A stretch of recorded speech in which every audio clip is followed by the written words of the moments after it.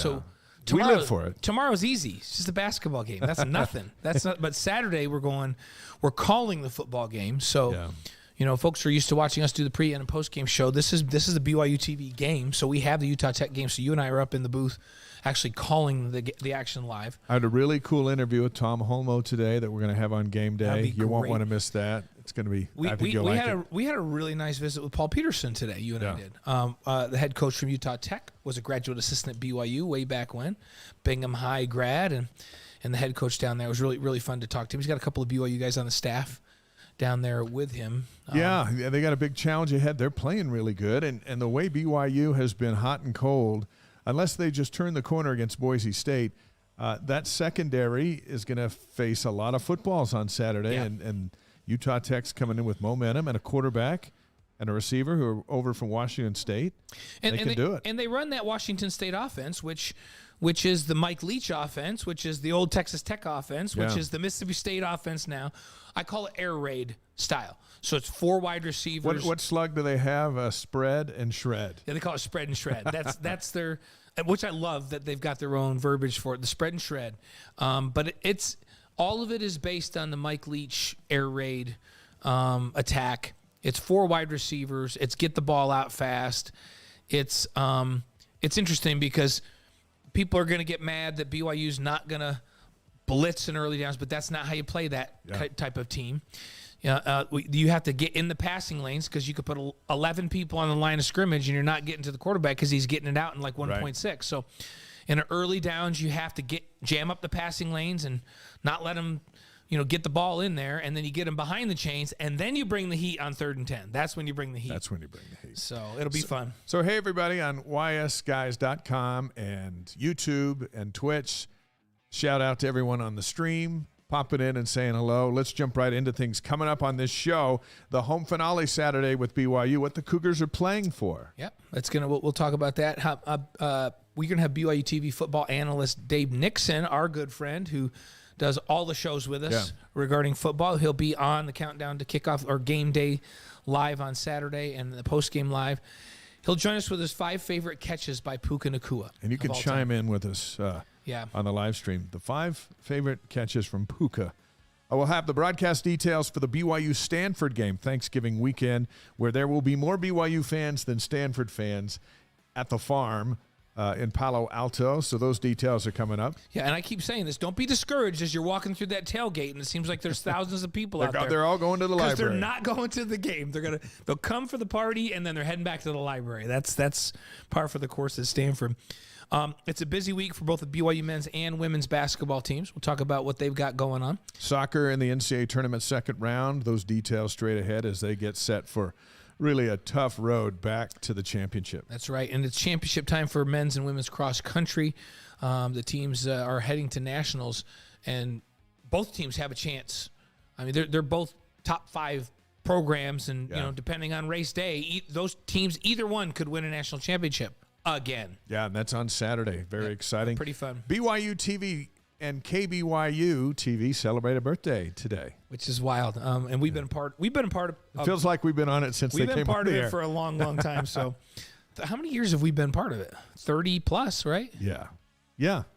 In one way or another, we've been together with those guys for a long time. For more than 30 years. Yeah. It's wild to even think about that. Are we that old? I can't even believe it. No, it's crazy because we're so young. We'll talk about some of those dates. Hey, I'm really excited that we get to visit with DeLewis Porter. He's the first BYU grad to fly the Air Force's U-2 high-altitude reconnaissance aircraft over Russia. Yeah, man, we got some stories. And DeLewis, he's coming in, He's coming in. Yeah, that's going to be really cool. He's coming in. And he's flown, let's just say this. We won't go over him now. When he's here, we will.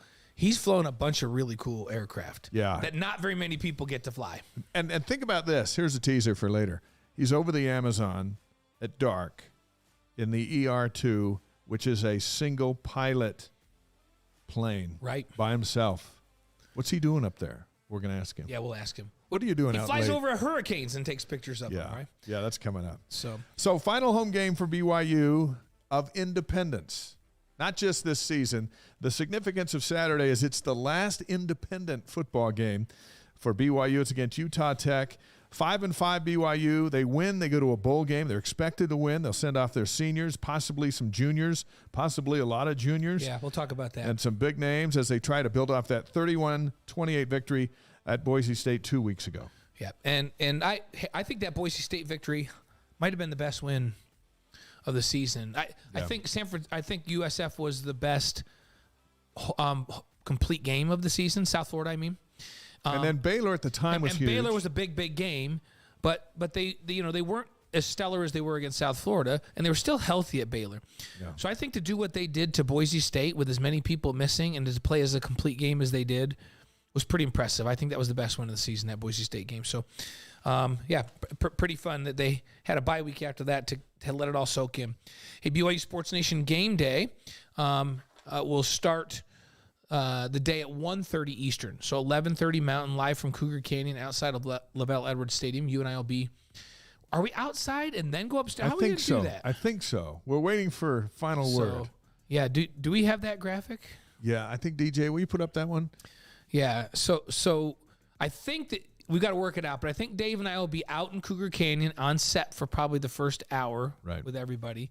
And then we'll have to head upstairs to get ready to call the game. There it is. There are the guys. And Spencer and Dave and Bilo and the rest of the gang will have to handle it for us. Jerem's working with us. Jerem Jordan's working with us this Saturday as well as we get ready to call the game. And then the other guys will handle halftime. We'll come back, call the second half, and then we'll all be involved in that post-game show. And then we'll run up to the Marriott Center you and I will do the basketball game. Do a little bit of an appearance on post-game, and then we'll make the trek up to the Marriott Center and get ready to call Nicholls State and BYU. So it's that time of year. Partly sunny is in the forecast. A high of 35. Come on. It was 30 earlier, and now it's creeped up to 35. Let's just hope by Saturday it's 38. I feel like there's a big difference between 38 and 35. Yeah, there is. That's the difference between being cold and hypothermia. Hey, and by the way, I just left. Every day for my last 5 days has been between 85 and 87. Go ahead, tell us where you were. I've been in Cancun. That's how I got the tan. Yeah. So except for I was telling you and DJ, I was so good. I put 45 sunscreen on my face every day.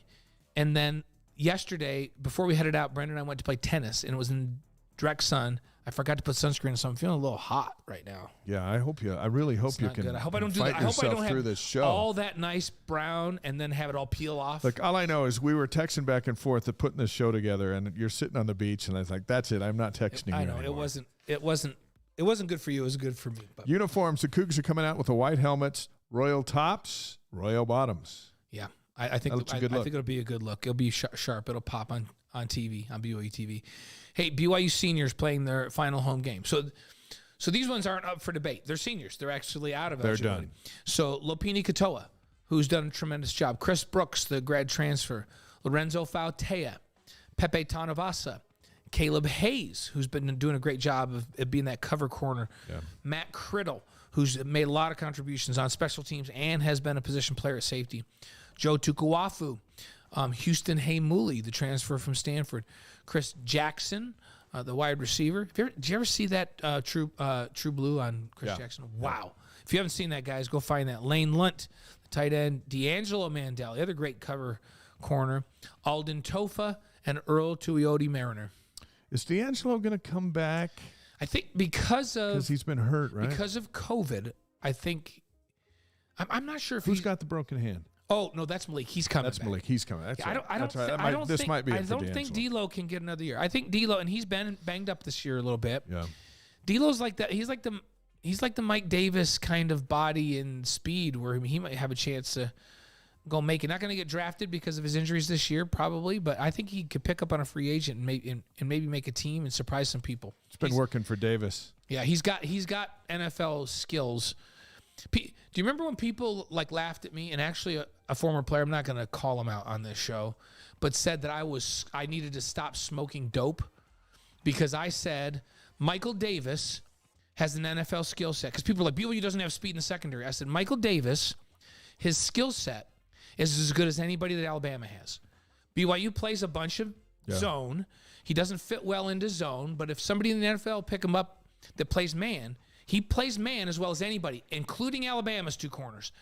And people said I was out of my mind. I was crazy. And just for the record, we're against dope. Yeah, we don't The like wise dope. guys are against we dope. say no to dope. We right? say no to dope. And lo and behold, Michael Davis signs. And I was basing what I was saying. I had talked to the Chargers scout, and he was just saying, I come up and watch him do one-on-ones every day. He goes, this dude, if BYU played man, he's as good a lockdown corner as there is in the country. And they signed him, and he's been their starter. He's How much fun was it watching him, second Kyle Van contract? Noy, Oh, Fred Warner on so Sunday fun. night? So fun. Yeah. So I think D'Lo has an NFL skill set if he can stay healthy, and Caleb Hayes possibly too. BYU's been blessed with some really good cover corners this last couple of years. All right, here's the bigger stuff. Yeah, this is a could be or could not be. These list. juniors are also going to participate in the festivities just in case they decide to leave for the NFL or just to be done altogether. And they include the likes of, I'm not going to read all 24 names, but Puka Nakua's on the list, Jaron Hall, Gunnar Romney, Peyton Wilgar, Blake Freeland, Clark Barrington, Jake Oldroyd, and others. In total, 37 seniors and juniors are going to go through this. I'm going to give you some names, and you give me a percentage. I'll tell you percentage chance. Of the percentage of them coming back. Puka Nakua. 2%. That's the chance of coming back. Jaron Hall. Hey, Puka's not just an NFL receiver. He's an NFL starting wide receiver. I know. Jaron Hall, 10%. And it depends on how these next two games go in a bowl game. Okay. If he can play himself back into a high draft pick, then I don't think there's any chance that he Gunnar Romney? That one, maybe 30%. Really? Oh, and here's why I say with Gunnar, he's missed so much. Yeah. And I talked about this today on Sports Nation. Gunnar's like a gym rat football guy. Like, he loves football. Some guys play and they've been through all these injuries. Just like, I'm just hanging up. But Gunnar's the kind of guy, he loves football. He's got such a great work ethic. He's come back from these injuries. I think if somebody gave him the feedback that, listen, we think you're maybe a draft pick if you can stay healthy for a season. Why don't you come back and come and play and stay healthy all year, and we might draft you. I think he might come back and do it. Or the other option is just work out and get unbelievably fit and do great in pro day, and just go sign. Because of his injuries, I don't think anybody's going to draft him. Yeah. And so it will depend on the feedback that he gets. I give him a little higher chance because I think he could come back and maybe better his position. Hey, happy birthday to BYU TV. KBYU went on the air November 15th, 1965. That's a year after the Beatles came to America. The first live BYU game on KBYU Channel 11 here in Utah was BYU at Texas A&M. The Aggies were number 14 in the country. They played that at Rice Stadium in Houston on September 8th, 1979. BYU won it 18-17 on a 2-point conversion. My dad was the spotter in the booth for Jay Monson and whoever was up there. And now today we do live sports all year long on BYU TV, the BYU TV app with pre- and post-game shows, the Daily Sports Nation show, after further review every week, Coordinator's Corner every week, the Satake and Mark Pope shows each week. You can find out all of what we got going on BYUTV.org. We're either on the app or on the mothership. But, man, we've come a long ways. It's the facilities and the level of commitment to professionalism and putting a product out on the air that matches anything network quality is amazing at BYU TV. And you and I have worked at networks. You worked at Good Morning America. I've done a lot of work with NBC and worked right out of NBC studios. In fact, the brand new NBC Sports Studios up in Connecticut, I anchored the Atlantic 10 tournament 2 years. None of those have anything on BYU TV. No. BYU's commitment to the facilities and all that they do is network quality, and we've been really, really proud to be associated with that. Our first guest is a big part of those shows, including this Saturday when BYU and Utah Tech play live on BYU TV, played linebacker at BYU and in the NFL. He's been a football analyst for BYU TV for a number of years. Our pleasure to welcome back to the Wise Guys our colleague and friend David Nixon. Look at him. There he is. Wow, that hunting beard. What is going on right now? Really, did that come on in a week? We have 1 week off from AFR, and this is how you look. Grizzly Adams is on the show. Listen, as we know, I have to shave for our shows, and I just feel like I get a bye week as well. All right, the players get bye weeks to rest up. I get a bye week as well. Jeez. If I don't shave, my face gets itchy. Yeah. I have to shave every day. If I don't shave, my face looks like that. Just like Nixon's got to do. Well, here's the thing about Nixon. He's the manliest of men. He's like Bear Grylls. Like Bear Grylls. If he, whatever his name is. Yeah, that's his name. Yeah. If he's like Gaston, really. Like yes. so if Dave shaves at 8 in the morning and we have a show at 1 in the afternoon, he gotta do it shaves again. again at 12:30. It's a phenomenon. That's It's a curse, not a blessing. I'll say that. he has a 5 o'clock shadow at 10 a.m. How long have you been at BYU TV? Since 2011. And my story at BYU TV is interesting because if you recall, I started the season on Countdown to Kickoff, we called it back then, in 2011. But halfway through that year, I got called back by the St. Louis Rams to come be back on the roster. So, I remember you big timed us. 1 week you were there, and then the next week you were where's gone. Nix? Yeah. Oh, he's back in the NFL. Unfortunately, BYU TV was not paying me enough to match the salary of the Rams, and so I had to take off. And then when I finished up playing ball the next year, I came back, and I've been with the team since. So it's been a run with a little bit of interruption in there, but so 11-ish years then, right? yeah, Something like that. 11 years, which Feels is like 20, but yeah, it's been about 11. It feels like 30 to me.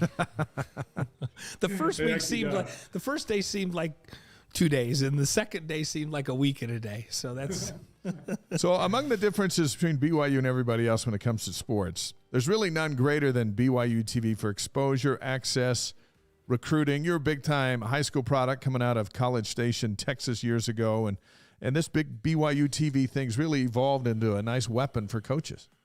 Yeah, 100%. I mean, I think for the whole program in and of itself, I mean, the fact that you've got wall-to-wall coverage, you got pregame shows, you got postgame shows, we've got AFR where we break down the film. I think if you're a player looking to get exposure, you've got a whole channel dedicated to BYU sports. And I think that's a recruiting pitch in and of itself. Beyond the fact that now BYU is, as I look up there, and every time I come on your show, I love looking up at the wall and seeing all these future opponents for BYU. And who BYU will be facing the years to come. we're gonna have we don't have Texas, so we don't have Oklahoma, but We thought they were bailing early. Since they're going to be in the league for 2 years, we think we should put them down there probably. We should put them up there with an X across and just gun them on their way out. Spoken like a true Texas A&M guy, That's right. That's an Aggie right there. Yeah, but no, honestly, I think for BYU, the fact that you're going to the Big 12, you've got BYU TV to give you more exposure, but you're going to have plenty of enough exposure in the Big 12 in itself. It's a really compelling pitch for kids.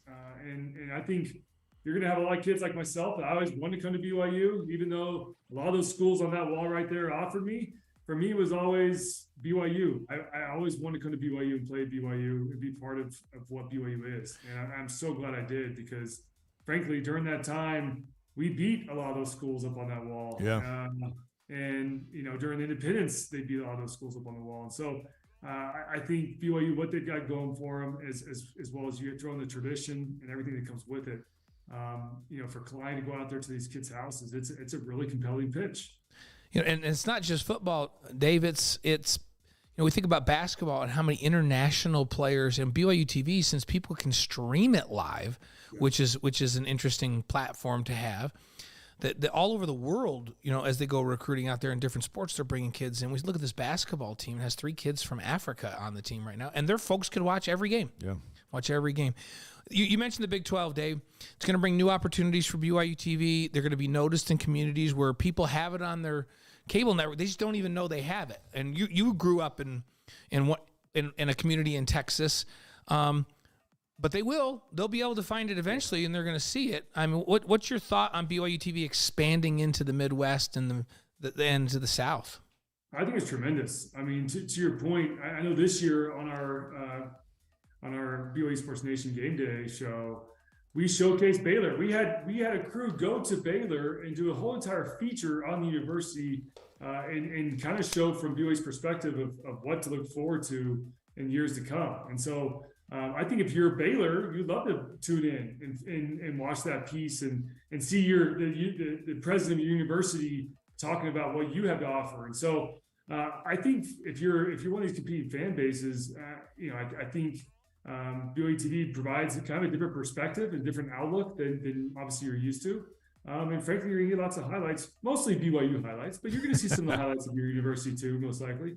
But I think it's super interesting. And I'm interested to see how BYU TV evolves as well. I think our shows will, now that we're part of the Big 12, they'll start to evolve, and we'll change kind of our narrative and how we approach things as well. And so it'll be fun for us to go into Big 12. I tell people all the time, I'm just excited to go into Big 12 and be able to have now new rivalries and talk about new matchups. And, all of a sudden we're 2, 3, 4, 5 years into this Big 12 stuff. And it's going to be fun to see these natural rivalries that pop up. I mean, Baylor, we already know that one played in the last few years, but we'll see how the rest of them kind of play out over the upcoming years. Yeah, it feels like Baylor's going to be BYU's biggest rival. And, we already are friends with the president and the athletic director, and it's been pretty visible, and we've had them on the shows. And so it just seems like that's a natural. Plus, they're both faith-based institutions, which I think is cool. There's a lot in common there, right?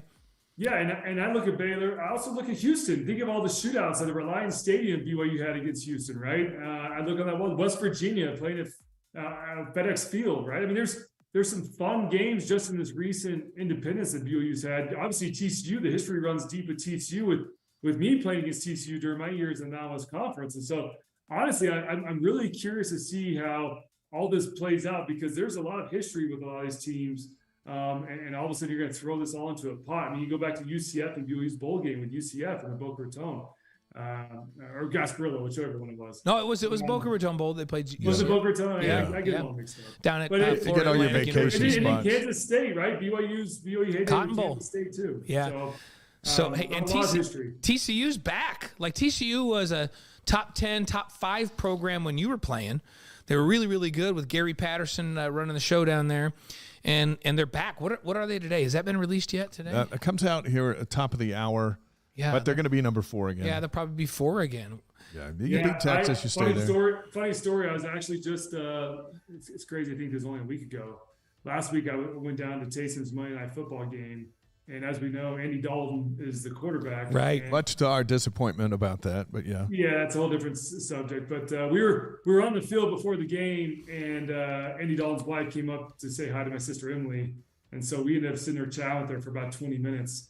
And my sister Emily pointed out that I played at BYU, and I said, actually, we played your husband, and we smacked him here in Provo. And then he returned the favor the very next year when we go down to Fort Worth, and he smacked us too. So I was like, we went 1 for 1 against. I went 1 for 1 against him. You guys were. Did you play? You played Notre Dame the next year at Notre Dame, I think. We played Notre Dame. That was in 05. I think they played again in 09 after I left. 09. Oh, yeah. That was the year after you were gone. I just remember I was assigned to be at TCU because they were undefeated and ranked in the top 5 and going to the Rose Bowl. So I was there covering that game while BYU was playing at Notre Dame. Yeah. And I didn't get to see the Notre Dame BYU game. Dang it. That was the next year. But we had, like I said, it's for me, it's fun. I mean, there's a couple brands. I'm just looking up there. I don't know if BYU's played Kansas ever? Played Kansas over in the Hawaii Bowl. They played Oklahoma State in the Fiesta Bowl.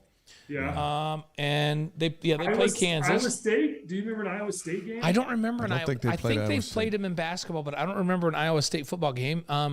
Texas Tech, have they played Texas Tech? No, I don't think so. Texas Tech has all that history with Mike Leach, who's a BYU guy, but I don't think they've played Texas Tech. Keanu Hill's dad's in the Hall of Fame over there. Cincinnati, they've certainly played. Yeah. In fact, talking to some of the guys, that was one of their favorite stadiums they'd ever played in. Was that very historic? It's an old stadium, really cool stadium that Cincinnati plays in. So David Nixon, former Cougar linebacker, current football analyst on BYU TV. On the Wise Guys tonight, his teams went 22-4. During his last 2 seasons, 2006 and 2007. So when the schedule was released last year and we saw Utah Tech on November 19th, and we knew that it would be on BYU TV because we get all the big ones, a little bit of a disappointment, but as this season's played out, suddenly Saturday's game has a lot of significance for the guys we might not see anymore for the postseason. And now it's like, hey, I got to watch that game because we got to make sure BYU wins it. 100%. I mean, this gets them to a bowl game. I mean, Stanford's not having a great season, but as we know, Stanford put up a fight against the Utes, and they put up some fights against other teams, obviously Notre Dame and others. And so, that's not a gimme by any means. And so Utah Tech, this is how you get to a bowl game. And I'm telling you, even though this season hasn't turned out the way that I think all BYU fans or even the players and coaches had hoped, To get to a bowl game is huge any year. We talk about it all the time. There's huge advantages of being able to practice and get these younger guys some reps. And then for the older guys, you get a chance to go play one more game, typically on ESPN or some big channel, and be showcased in front of the entire country. Sometimes you're the only game on that day, which is huge for exposure. But then you get the gifts and all the swag. And listen, I talk about this all the time. Football, unfortunately, is not a sport where you can just go put on some pads when you're 35 years old and go run around and hit each other, right? It's not like basketball where you go play pickup basketball. And so when your days are done at BYU, you're usually done. There's a couple guys that go on and play at the NFL, and good for them. But the majority, 95% of those kids, you're done with football for the rest of your life. And so you have one more opportunity to go play in a bowl game. And once again, I don't care what the final record is. The fact that you get to a bowl game, that's a huge reward. You got to take advantage of it. There is some development stuff that goes into it with the younger kids getting reps, because then you get another 30 days of practice. And so there's some huge benefits from it from a program perspective, but also from a player perspective. Those bowl gifts and that one more chance to kind of get your name out there and rep the Y, rep your name on the back of the jersey. It's big time. Yeah, it is. It's and just to be with your guys again. When you were saying that, Dave, it just like was ringing true to me. I remember I'd signed in the USFL, and then USFL failed, so I came back to school. And I remember back in school in that winter semester, walking past the practice field, and the whistles were blowing, and I was coming down from class because I was in graduate school now, and looking over the fence and thinking, I don't get to do this ever again. Like, you can't. Like, and you know what? You really don't want to play in the Turkey Bowl because you're going to get hurt playing that kind of football. You just don't know how to play that kind of football. Everybody does. Right? And so yeah, it's kind of an interesting thing. Once it's over, it's over. So for a lot of these guys, this is a big deal. 100%. I mean, I still to this day remember my last few practices. We played against Arizona in the Vegas Bowl in 2008. And I remember those last few practices. I remember that last time. There's a lot of lasts. Like we talk about this week, there's a lot of lasts where you're walking out of the BYU locker room for the last time, right? This is the last chance you get to play in the Bellevue Stadium. But then there's, you go to the bowl game, and there's a lot of lasts there as well, where this is your last chance to play with your buddies, your teammates. And that's I've told Bill this before too. That's what's so interesting about college football is that you've got these buddies that you've been around for years. A lot of them came in as freshmen together, and you've grown, over 4 years with each other. And you put in this blood, sweat, tears, you're around each other all year long. It's just such a different culture than the NFL. Because the NFL, you go, and listen, half the team doesn't even show up for OTAs, right? Right. Which is kind of your off-season workouts. And then you get there, and everyone's kind of out. I mean, you want to win games, but everyone's pretty much there just to get paid, all right? It's all about me, and not the team. And you're punching in and punching out. It's just like you're showing up for your job, right? It's a job versus a kind of a game or a sport like it is in college. And so I tell kids all the time, I mean, stay as long as you can. I would tell kids I would trade a year or two in the NFL to get one back in college. I mean, the money's good, but these kids at BYU, they're all smart. They're all going to make money throughout their lifetime. But the chance to play with your brothers and represent the Y, it's unlike anything else. And you hope that some of these kids who, there's going to be quite a few. It looks like they're going to be underclassmen or juniors or that are going to get recognized early because they're thinking about leaving early. And the message to them is, man, the NFL will always be there. Obviously, injuries can happen, maybe it's not. But the chance to represent BYU it's unlike anything else. We were just talking to your brother, my son, your team brother, Kellen, last week, and we were talking about that Arizona game. He had nightmares of the Gronkowski brothers.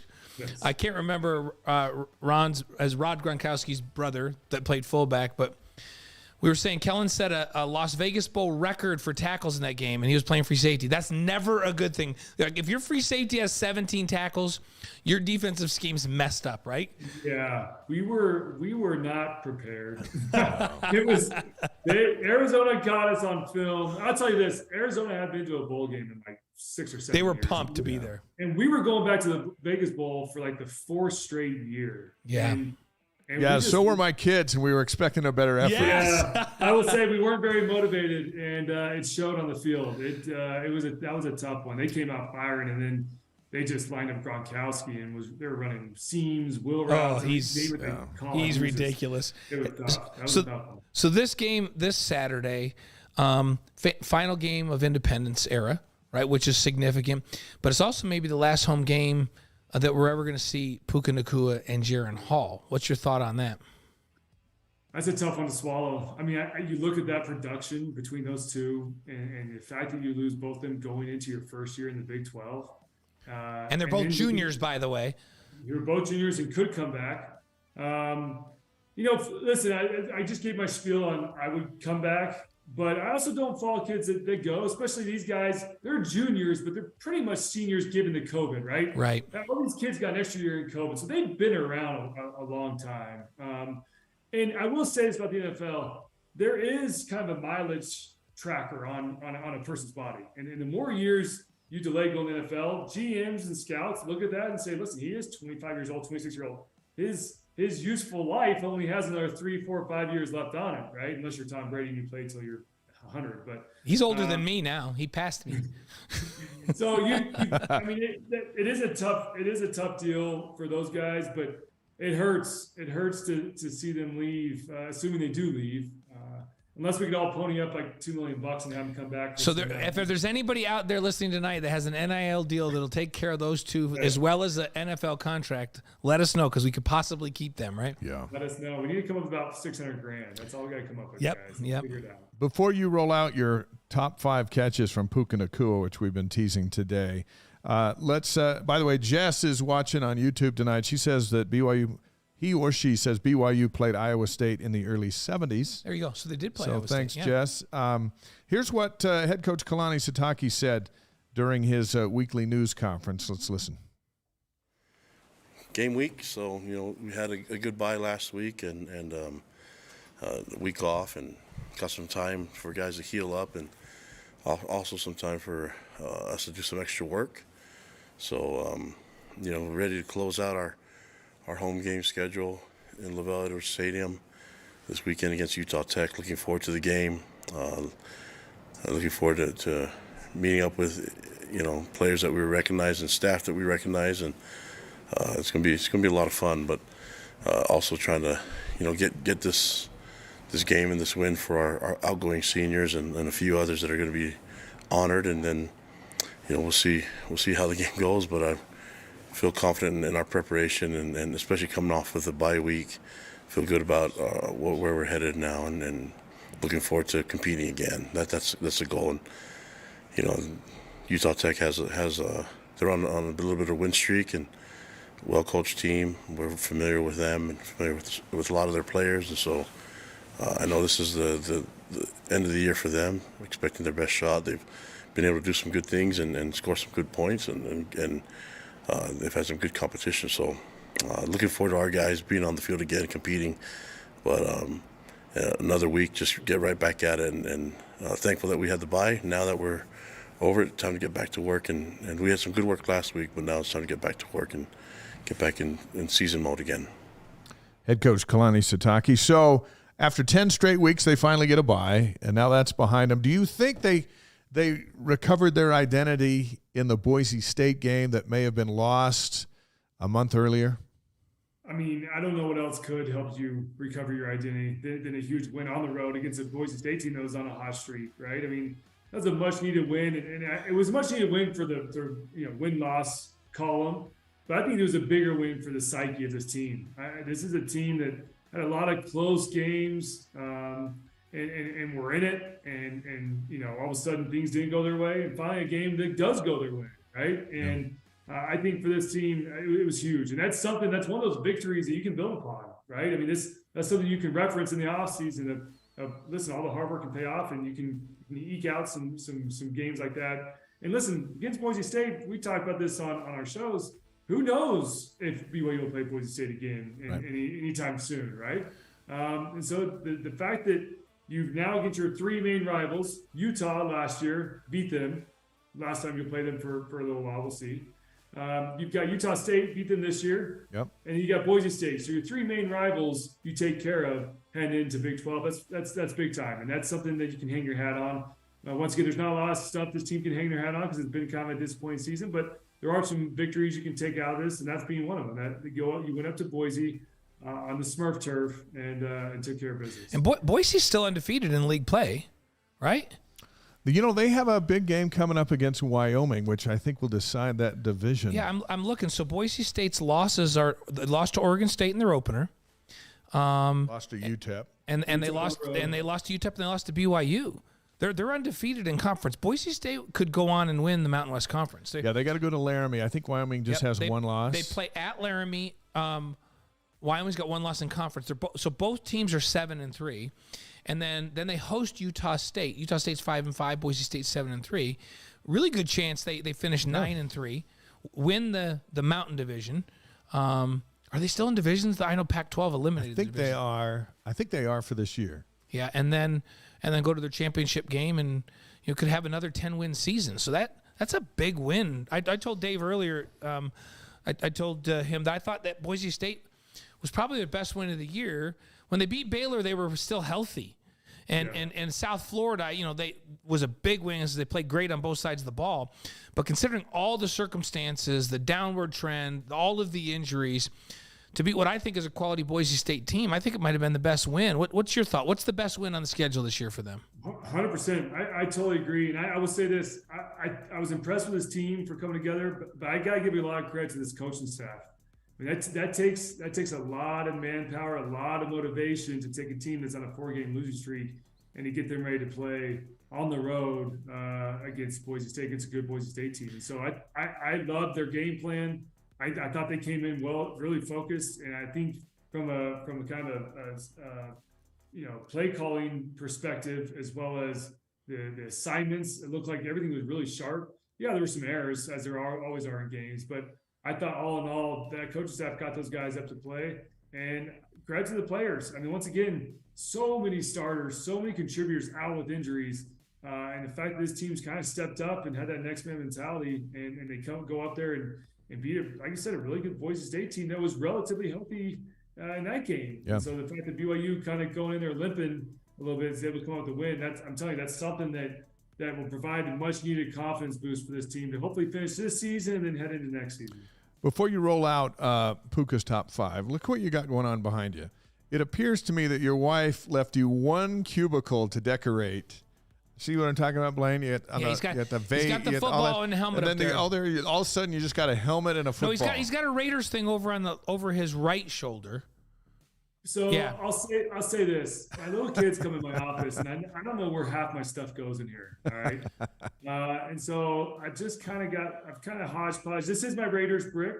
Yeah, I see that. That's a brick. Oh yeah, there's a replica. Yeah. There's one of these. This is a replica. There's one of these at the Raiders new stadium. We went and found it when we went and did the game there. I went and found your brick. Yeah, did you find it? I actually still never found it. Yeah, I found your brick and I found Todd Christensen's brick. Hey, my man. Take care of my boys right there. I'm telling you. You got my helmet. Yeah, I see that. I just see the one. You got 2 helmets there. Our little 2 box is probably. What's that ball? This is. I've told you guys this story, right? Well, there's no risk of someone not knowing whose ball that is. Yeah. Right here, in case you can't see it. This was. I'll be quick with the story. All right. In fact, it relates to me having to go back to St. Louis. It relates to our show. So I can't wait to hear it. Okay, here we go. All right, I'll make this quick because it's kind of somewhat a long story. So I was in training camp with the Rams. I got released. I didn't get picked up for quite a few weeks. And all of a sudden, I kind of stopped working out, stopped taking care of my body a little bit because it was about 7 weeks that I didn't get picked up. My body was already hurt from training camp, so I started kind of slowing down my workout regimen. All of a sudden, week 8 of the season, I get a call that the Rams want to work me out. And I'm a little flustered because I'm like, oh boy, I haven't worked out for quite some time. So I go in, it's between me, they fly in me and one other linebacker, work us both out. And I'm huffing and puffing during this workout. But you got the owner, you got the head coach, you got the GM, and you got the defensive coordinator and the linebacker coach are all watching me work out, right? So I'm doing drills, and as I'm walking back to go back to the next drill, I'm sitting there like huffing and puffing, but they can't see me, right? After the workouts are done, they tell me, all right, we're signing Nixon. You're gonna be on the squad. I'm like, sweet. I walk in the next morning. special teams meeting, I'm starting on every single special team. Oh, no. And I hadn't worked out for like 2 or 3 weeks prior to this. You got I to hadn't run worked out. full speed down the field on special teams. Yes. I'd been completely lazy. My hamstrings weren't ready. I proceed to go out there. This is the Browns. My first week back with them. We play the Cleveland Browns, and I'm playing special teams. The score was like 10 to 12. They were winning. It was a terrible game because we were terrible that year. And we proceed to punt it to him with about 5 minutes left in the game. We punt it to him. I'm on the punt team. I'm going down to cover the punt. Josh Cribbs, if you guys remember Josh Cribbs, one of the best return guys in the NFL. He fields the punt. He goes to make a move. I see him go to cut again. He exposes the ball a little bit. And I see the ball get exposed. I come in and punch it out. He fumbles. We recover on their 30-yard line. Of course, we go 3 and out. And, No. and our kicker comes in and kicks the game winner, 13-12. We win the game. After the game's over, Steve Spagnuolo, who's the head coach, in the locker room, says the game ball goes to David Nixon. Hey, all Nice. right. That's Nice. awesome. Here's my game ball to show my. That's to show awesome. my That's so force fun. ball. Don't let the boys get that out in the side yard. Hey, that no, that you- says like- right in the office. Yeah, We- that one's a little higher. It's tougher when you hold that. Nix, you'd appreciate. We were at the Sycahemus house long ago with all of our kids, and he has a whole case full of balls, game balls that he got during his career. It's a Pro Bowl returner, right? Yeah. And he had all these Pro Bowl balls and all these things. And one of our boys said, "What's your favorite ball, Vi?" And he went down on the end and he grabbed one, and it was a preseason game, and it showed this, and I think it was Kellen that asked him, and Kellen said, "Why is that your favorite ball?" And he goes, "Well, because it was at the end of the game." And they were, I can't remember, I think they were playing the Giants. It was with the Eagles. He was with the Cardinals at that time. They punted the ball and he returned it for a touchdown. And he got the game ball, and the coach, when he gave him the game ball, said, "It's a good thing you returned that for a touchdown, because staff was talking before the game, and they said if you didn't do something spectacular, we were going to cut you after the game." And he was a rookie, and because he returned it and got that ball, he made the team, and he made the Pro Bowl that year as a rookie, as a returner. And he's like, "So that's my favorite ball because it's the most important game ball. I don't get any of these other balls without that ball." And I was like, "Okay, so it's pretty cool. The simplest ball is the one that he thought of. We'll have to get Vi on the show with us one of these times. It'll be fun to have Vi reminisce a little bit." Yeah. Well, Puka Nakua's caught a lot of balls that we thought no human could actually pull in. And in the event that he suits up for the last time at home on Saturday, we thought we'd talk about him for a minute. Since we've already done your 5 favorites, we thought we'd get to your 5 favorite catches from Puka Nakua. Are you ready? Let's do it. Let's roll them out. I know number 5 you had is the touchdown against USC last year, beating USC Thanksgiving weekend, everything for BYU. It was huge. I mean, you look. We talk about this year, the Boise State kind of propelling them into the offseason. I mean, that catch against USC and the touchdown. His production that game wasn't anything, huge. He had 3 catches for 42 yards. But what I love about Puka is the fact that he catches everything within his path, but he just makes spectacular plays. And then it's the emotion that he provides to the team when he does make those catches, when he gets up and flexes and gets going, it gets the whole sideline going. So that USC game, even though the production 3 catches 42 doesn't jump off the page, the 1 touchdown I think is what provided that much needed spark. How about Idaho State, number 4? This was a touchdown that followed 2 previous plays that were both to him, so he's pretty much exhausted. Gassed, yep. Jumps over the guy's head, pulls it in, and does just what you said, turned to the crowd and gave a growl. Yeah, 6 catches for 120 yards, and you start doing the math on that one. I mean, pretty spectacular average for him in that game. But yeah, and listen, you kind of expect him to dominate against an Idaho State and/or a Utah Tech this week. But sometimes those are the hardest games when the expectations are for you to go out and dominate. You actually have to go and produce. Yeah. And that's exactly what he did against Idaho State with that touch. So your number 3 is not against subpar athletes, against SEC guys, where everybody's like, "Is BYU going to be able?" How's Puka going to be against an SEC secondary? And you have that catch in the first quarter against Arkansas as your number 3. Yeah, unbelievable catch. He goes on to in this game have 14 catches for 157 yards and 2 touchdowns. But you're right. Against SEC athletes, and goes out and still puts up over 150 yards. And here's the thing about Puka and with a team like with Arkansas, they know that he's getting the ball. The whole stadium knows Puka is getting the ball. And he still goes out there and puts up those numbers against phenomenal athletes. And Puka, just being Puka, comes up with a big one against Arkansas. Number 2 up in Boise, and it's not the number 1 in Boise, it's the number 2 in Boise, where he shows that that's where he gets both feet in. Both feet. Looks like an NFL receiver is what he looks like. Man, that toe touch, I mean, listen, credit to him. If he does go pro, which sounds like he probably will, he's got to put some film, put some plays on film, put it on tape, and that's exactly what he did in that game. The two toes, while he's falling out of bounds, and the wherewithal to hold on to the ball, extend the body, and keep both toes, not just one, but both in, definitely worthy. And of course, you're number 1. Is this not everybody's number 1? Well, you just tell us what it was.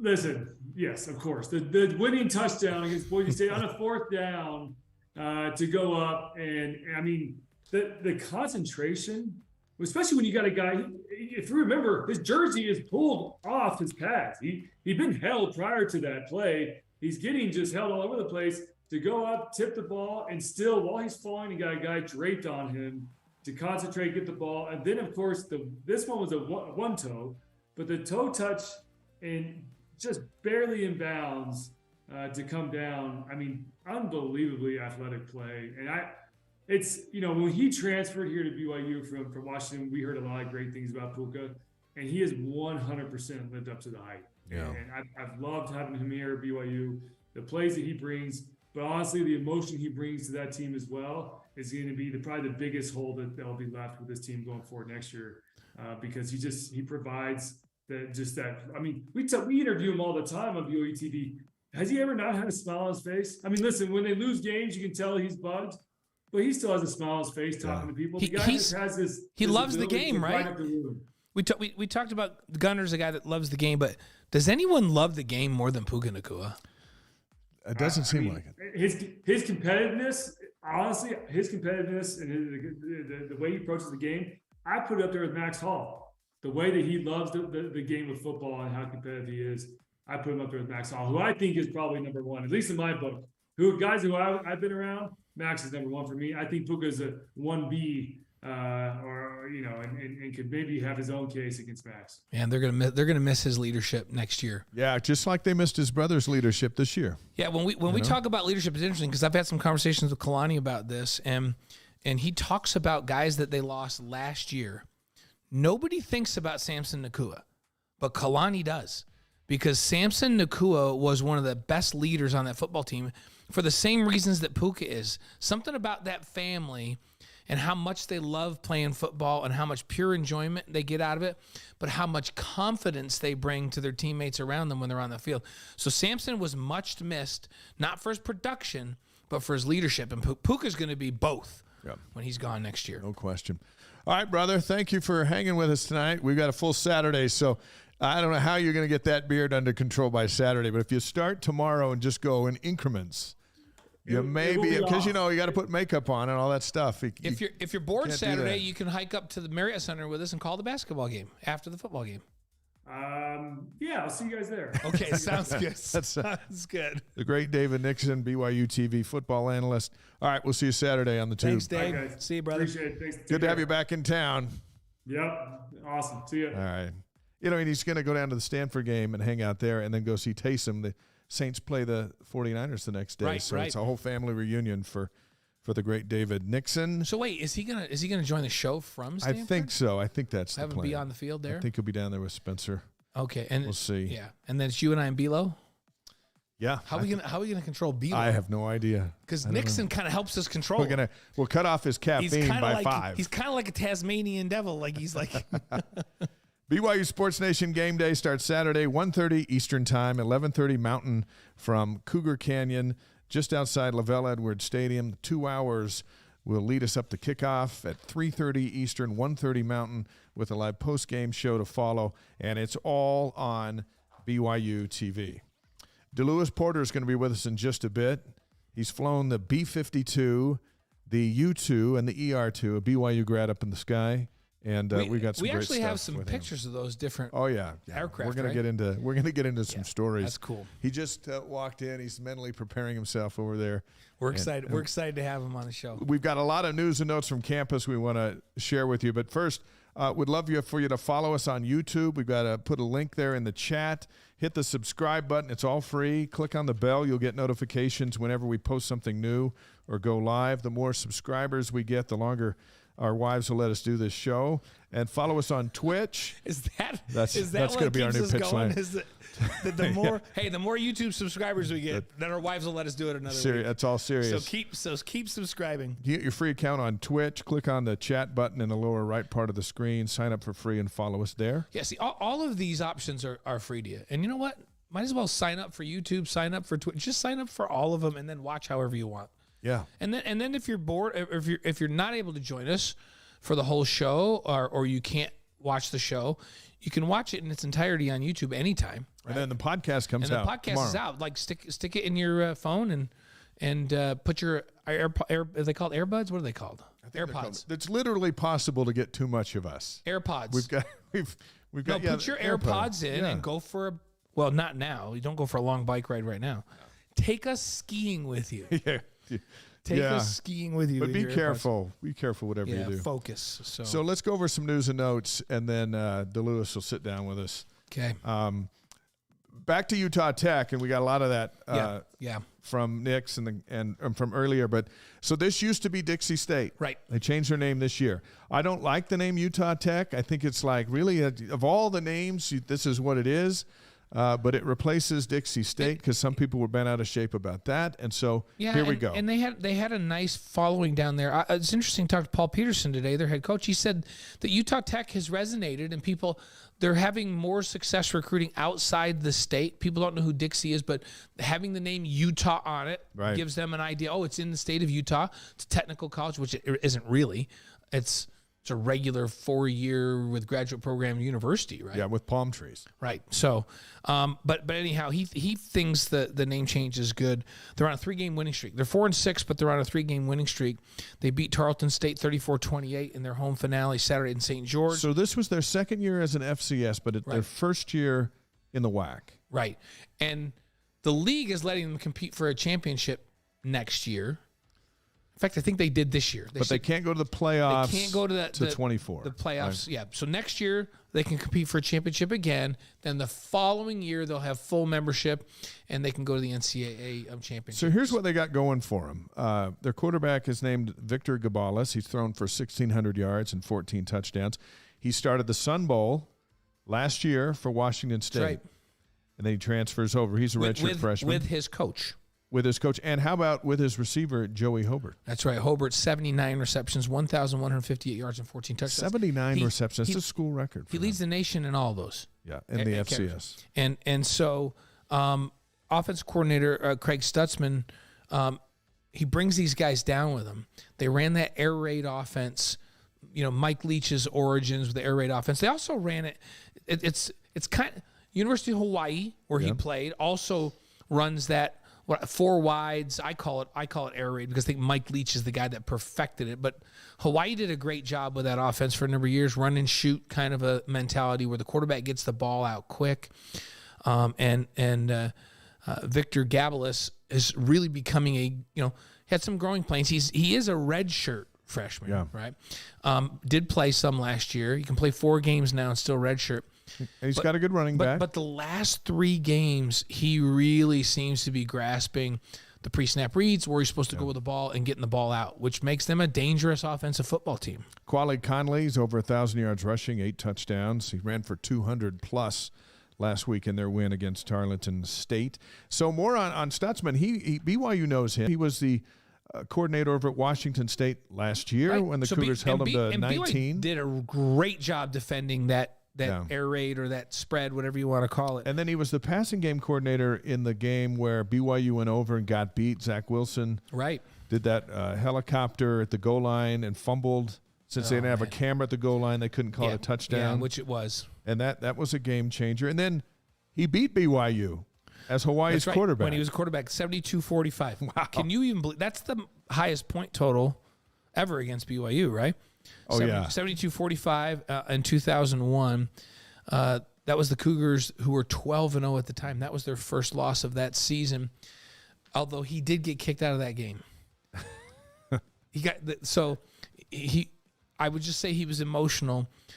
He punted the football into the crowd and jumped into the stands. Yeah, you after a can't do touchdown. either of those two things. Yeah, so that was like a double whammy. That's like, not only is that a 15-year penalty, you're kicked out of the game because you not only punted the ball in the stands, but you jumped into the stands. Yeah. So there you go. But he knows offense, so he's the love his brain. passion. He's the brain behind this spread and shred that we're going to see on Saturday. So he's not afraid of BYU's defense. No. It's just a matter of, in an FCS, and BYU 16-0 against FCSs, the line of scrimmage is where the strength and power of what is where these games are decided. Yeah, and BYU's record against FCS teams is perfect. Yeah.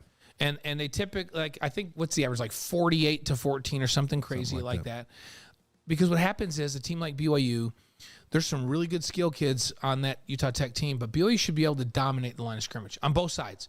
Get their hands up in the throwing lanes. Hey, they're going to move the football because that's what they do. Yeah. But it'll be hard for them to sustain drives because the size will eventually show up. Then on offense, BYU should be able to just line up and run the ball right at them if they want to. So you keep that offense off the field a little bit. And Puka Nacua is a mismatch for Arkansas's defensive backs. Yeah. He's going to So he's going to be a mismatch. He's got an opportunity to have a big day. Exactly. And Hall's looking good and looking healthy. So that's Saturday. Next Saturday, BYU and Stanford, the Cougars' regular season finale, September 26th. The game's going to start at 8 o'clock local time at Stanford. That's 9 Mountain. That's a late one. When I saw that today, I was like, oh, man. That's 11 p.m. on the East Coast.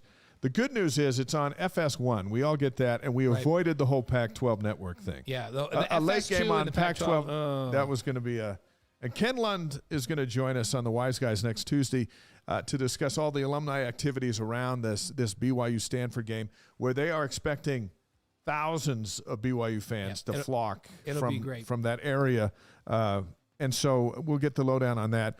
I'm excited about that. It's the latest game on Thanksgiving weekend. Everyone can just kind of lay around, watch game day, watch the ball game. If you're still awake, the post-game show, and it's a great holiday weekend. So we're gonna have to get my son-in-law on and see who he's rooting for in this one. Well, I think we know who he should be rooting for. Should be rooting for BYU at this point. His brother-in-law coaches at BYU. Yeah, that should be enough. I know that he played at Stanford when they were great, but so they're not great now. That's going to be a game BYU can go down there. He and a lot of the alumni have been really, really frustrated with the way Stanford's played the last couple of years. So my son-in-law Dallas Lloyd was captain and the starting free safety for Stanford when they were Rose Bowl champions and Sun Bowl champions. But that's when Christian McCaffrey was there. And he's not back there now to help the Cardinals. Christian's not going to be returning any kicks or running out of the backfield. So, that should be a fun one. Hey, how about BYU Hoops? A couple of games this week that you and I are going to be calling in the Marriott Center. They're back in action tomorrow night against Missouri State. Coverage on BYU TV starts at 8 Eastern, 6 Mountain with a game day. That's Tyler Hawes and Jerem Jordan. Full hour. Right, and you and I are part of that show as well. We chime in a little bit from Spencer has interviews with players and coaches. Yeah, some great stuff.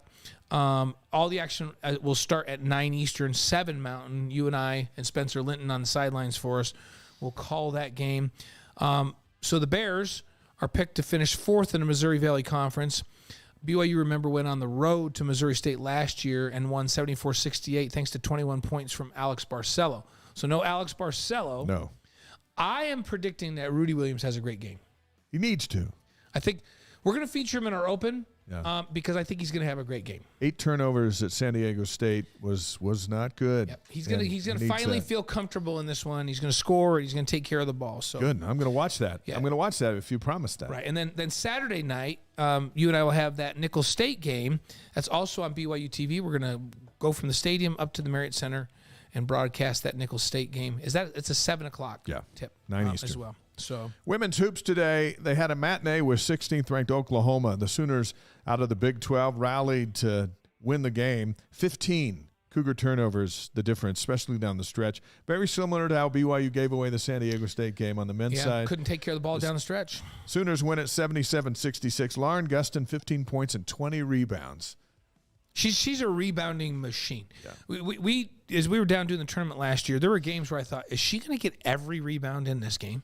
She is a force. They're heading to Hawaii now for the North Shore Showcase. Friday against Washington State, Saturday against Troy. They're going to play the games at the Cannon Event Center on the BYU Hawaii campus in Laie. Cougars 0-3 out of the gate after losing Shaylee Gonzalez, Paisley Harding, Maria Albiero, Tegan Graham, and Sarah Hampson to graduation or to the portal in Gonzalez's case. It's going to take some time. I texted Coach Whiting afterwards and said, hey, the winds will come. Enjoy Hawaii. They're going to be on the North Shore. You and I haven't been back to Hawaii together to call. Like, we loved, first of all, when Hawaii was in the league with BYU because we'd get over there. And then you and I would call the UNLV preseason package for football and basketball, and we'd get over there for a game or two there. And my wedding ring is still over there in one of those bays. No, it's in Waimea Bay because we were jumping off that giant rock that you weren't going to jump off until my little cousin jumped off. Then we had to. It was peer pressure. And it's like, yeah, peer pressure. We got to do it now. Like you and I were sitting there talking about there's really no reasonable reason why we should do this. Yeah. That's what we were talking. Then my little cousin, Michelle, jumps off. She just jumps off in, and then you and I look at each other and go, well, now we kind of have to. Now we have to. And so we did. And then you lost somewhere, your wedding ring. My wedding ring just washed right off my I think finger. right now that wedding, dolphin. It might be. The good news for the women's program is they have some firepower coming. Yeah, that's right. Amari Whiting made it official, signing her letter of intent to play for her mom, Amber, at BYU. How's that going to be? We talked to Amber about that when she came on the show with us. She's a 4-star guard. She decommitted from Oregon after Amber took the BYU job. Amari is mending a torn ACL, but will be ready to go for BYU's debut season in the Big 12. That's big. They also got a couple of other big signees. 6'2", Marina Mata out of Spain. 6-foot Aliyah Mata. I'm trying to remember this. Matavao? Sounds like it. Looks like it. No, I'm going to say it's Aliyah Mataveo. Aliyah Mataveo, yeah. Gatorade Player of the Year in Nevada. And 5'10", Kelly Woolston from nearby Lone Peak High School, who's the Deseret News 6A Player of the Year. So really, really nice. Help's coming. Yeah, help's coming. Hopefully that's Big 12 talent. I think it is. Cross country, the NCAA championships are Saturday in Stillwater, Oklahoma. Last year, Connor Mantz won the individual title for the men for the second year in a row. Whitney Orton won the women's individual title. Now the Cougars are going back with a shot at the team titles. So they'll be running that on Saturday. We'll have an update for you during our football broadcast. We wish Ed Eyestone and the group the very best. And they have been the best. The men have been ranked number 1 or number 2 all season long. I think the men are going to win. Women are number 5. Do you think the men are going to win it? I do. I think they're going to win it. I'm feeling a win for the men. So that's on Saturday. We'll keep an eye on that. Yeah. Hey, women's soccer, BYU defeated Utah Valley 3-0 in the first round of the NCAA tournament. They got to host. The Cougars will face Stanford in the second round in Chapel Hill, North Carolina on Thursday at 3 Eastern. Originally that was scheduled for 2 and got moved to 3. BYU's on a 12-match unbeaten streak, and Stanford is on a 10-match unbeaten streak. So something's got to give. Something's got to give. Somebody's streak's about to get snapped.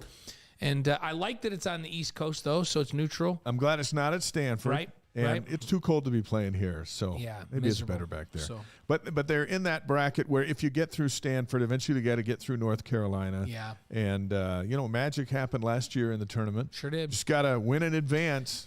Well, and BYU's been really, really solid on defense. Man, they get a lot of shots off, but just seems like they're not going in like they were last year. They lost a lot of talent last year, but here they find themselves right back in the tournament. And that's a program that compete in the Big 12 the day BYU gets into the Big 12. Yeah. So we wish them the best of luck on Thursday. The WCC Awards, the final awards for BYU, out for the soccer team. Lavina Vaca, the Defensive Player of the Year. Jamie Shepard, the Midfielder Player of the Year. And then Vaca, Shepard, and Brecken Mazingo named first team. Ali Fryer and Izzy Stratton named to the all-freshman team. So the future is bright. How about women's volleyball? BYU's at Pepperdine on Thursday and at LMU on Saturday, so that's at SoCal Road Swing. The Cougars come back to wrap up the regular season against number 2 San Diego at the Smith Fieldhouse next Tuesday night, the 22nd, 10 Eastern, 8 Mountain on ESPNU. That'll be a big one. Number 2 San Diego. All right. Hey, DeLewis, come take the hot seat. Our next guest graduated from BYU in 1973 in counseling and psychology, but that had nothing to do with what he was about to do for the rest of his career. Instead, he flew the B-52 bomber, the U-2 reconnaissance planes for the Air Force, and the ER-2 on scientific studies for NASA. He's live with us in studio. A pleasure to welcome the retired Colonel DeLewis Porter to the Wise Guys. You've just classed this place way up, so welcome. Well, thank you so much. And DJ, we got to get him. We're gonna get you framed up, And then we'll get your mic potted up. Did you bring that, or do you need another one? I brought that should be you need an. I brought Okay, You brought okay. that one? Okay. Because we can grab you another one out of the fridge, or if you like any other beverage you might like out of the fridge. I don't know what we have in there. There you Some are. Now we Sprites can and hear some- you. Can you hear us? We sure can. There we go. There we go. Now, when I asked you to come on the show, you said, "Well, why would you want me?" And we're like, "Are you kidding? You're as close to Tom Cruise as we're ever going to have on this program." That's right. We're in trouble. But just so you know, we asked Tom. He said no. Actually, we couldn't even get to Tom to ask him, to be honest with you. So Dave wanted Tom after Maverick, Top Gun Maverick came out. And Did you like that show? I did. Yeah. Which did did. you like better, the original or the sequel? The sequel, I think. Yeah, there was a lot of Hollywood with the first one. Yeah. The second one was Maverick was more realistic. so did you feel like it represented what it would really be like in that type of a mission? And I think so. There's some license there, Hollywood license there with that, but there was more realistic, especially pulling the G's. Those were, as I The understand, face. actual. You can't act. You can't send the Yeah. left side of your face to your ear, right? And so those guys were pulling G's, and having experienced a little bit of that, it's no fun. yeah, It's so no fun. now I want to make sure we get these right. T-37, T-38, B-52 bomber, U-2, ER-2. You flew all those planes, right? Right. Which one's the most fun to fly? How cool is it to fly? Anyhow, all of those things are pretty cool, but which one's the most fun to fly? Well, let me first of all start off. You two guys, truly, you're my heroes. my Listen, you don't BYU. need to suck up to no. us. I'm not You're the sucking star up. tonight. No, I'm not sucking up. When I grow up, I want to be just like you. Yeah. I got to tell you, We I never haven't. grow up. That's why we've decided never to grow up. 30-something years, and we just can't believe it's been that many. And It's like a Peter Pan show here that we're not growing we've up. decided that we are never going to grow up. This is what we're not So, going to do. really, how cool is it to fly? How's the best way to explain it? It's one of the passions of my life. My God, my family, and my country. And with my country, it was a lot of the flying.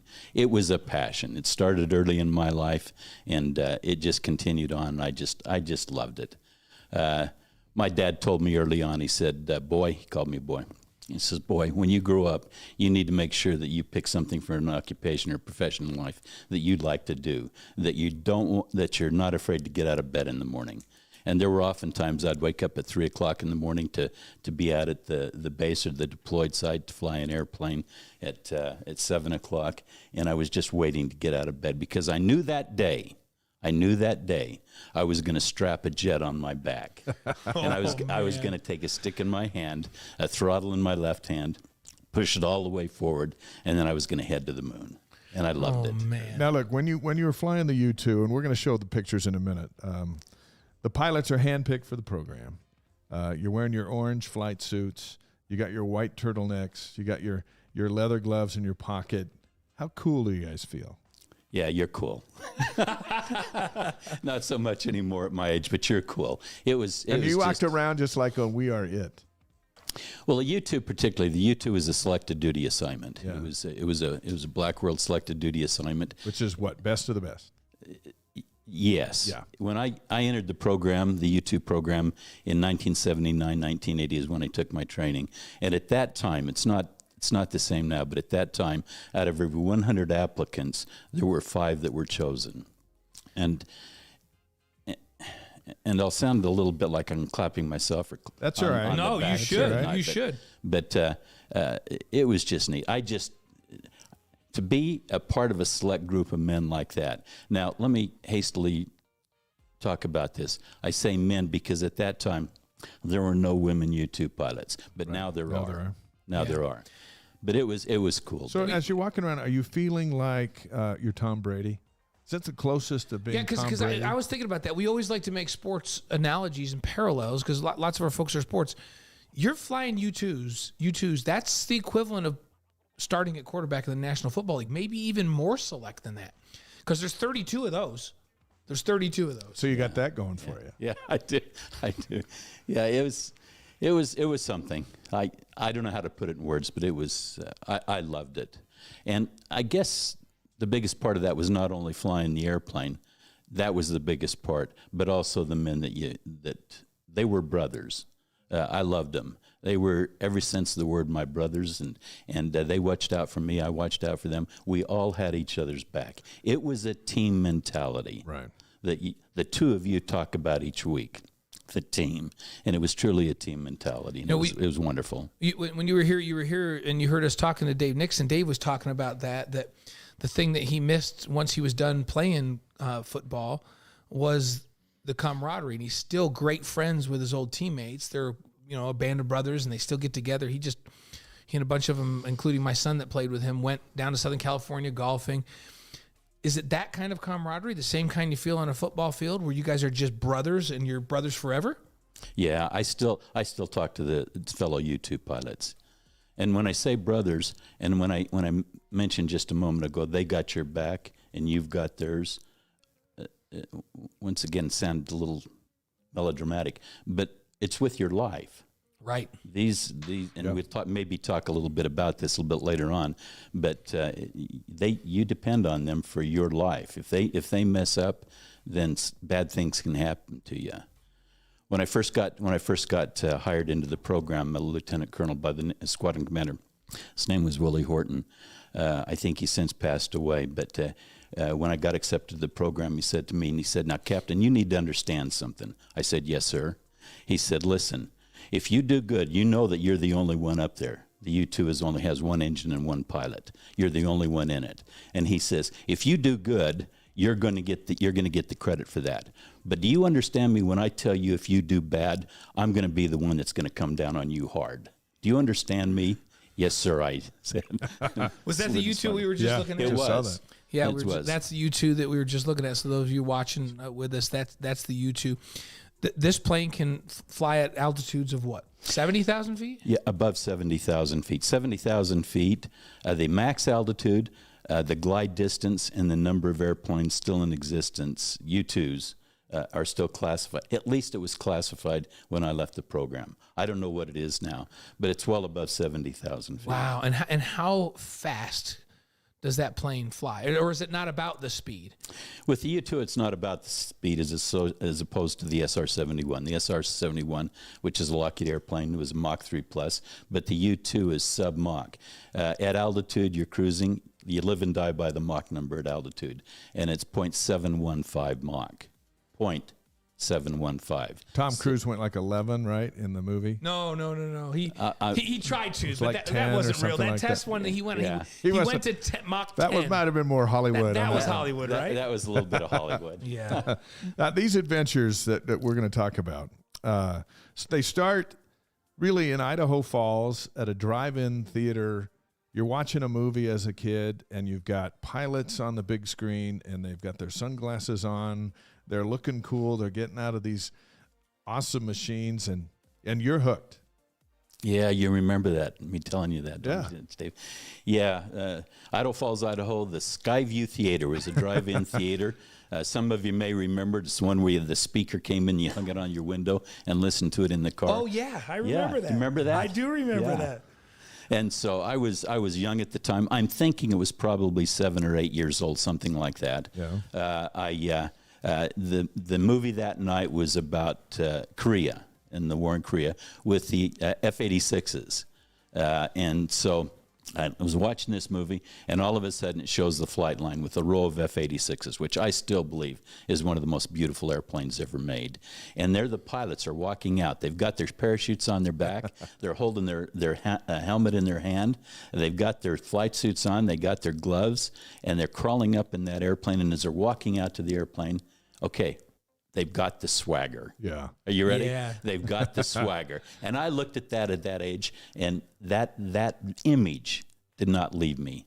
Now, that might make you think that I was a little bit juvenile. Well, I was. Well, you were 8 years old. So, but that's what you said you wanted to do when you were 8 years old, and then you pursued a normal academic career. You got your degree in what, psychology at Counseling psychology. counseling psychology yeah, minor. at BYU, but then did what. I love that you and your dad, we were having this conversation. We had my son on a couple weeks ago about you got to do something that you love, that you're passionate about. Dave Nixon was just talking about that just now.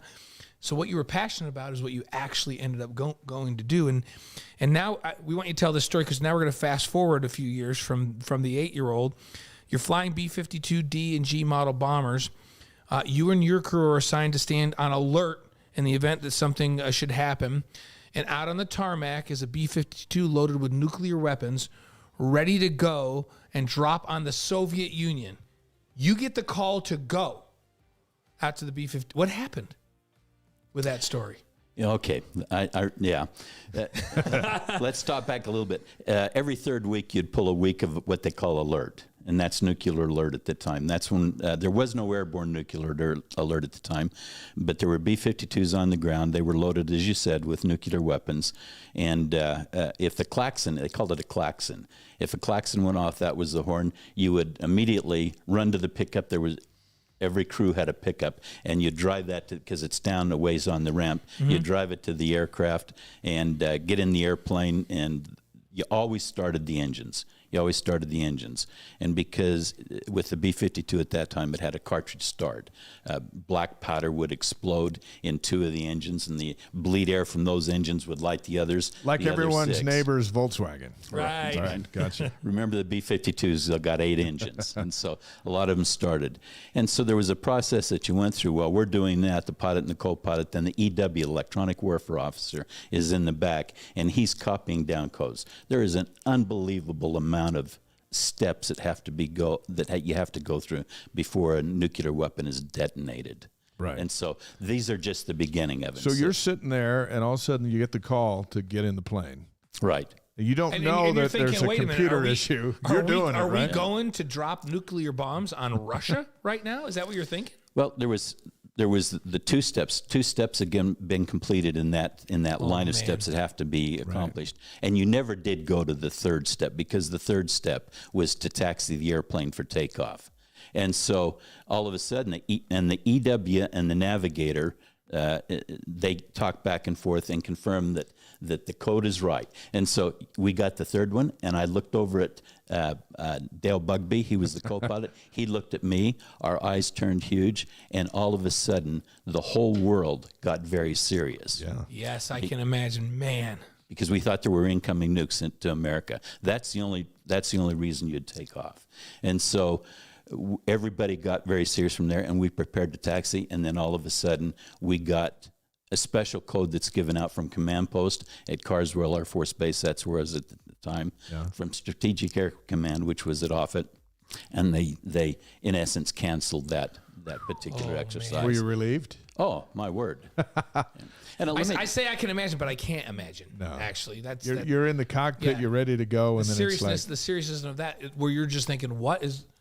Well, think of this. And this is once again not trying to be melodramatic, but think of this: if that happens, you take off, and if you ever get to the point where you're going to drop nuclear weapons, if it comes to that, you know that there is no longer a Carswell Air Force Base. There is no longer Fort Worth, Texas. And oh, by the way, may I add this? There is no longer your family. Yeah. They're gone. That's crazy. Crazy. Wow. So thank goodness that was a computer glitch. DeLewis Porter, former Air Force pilot, and the first BYU grad, as far as we know, to fly the U-2, especially over Russia, on the Wise Guys tonight. So next you're flying the U-2, which is a high-altitude reconnaissance aircraft. You get your orders from the White House, the Pentagon, and the State Department. And it's just you to go up and take pictures. So what's the difference flying when you're the only crew on board? One engine and you. It's just you and the plane and 70,000 feet down below. Yeah, it's surreal. Yeah. Oftentimes there's it's surreal.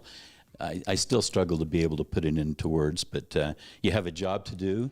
You prepare for those missions, those ops missions in the U-2, which is a high-altitude reconnaissance airplane, of course. You prepare methodically for that.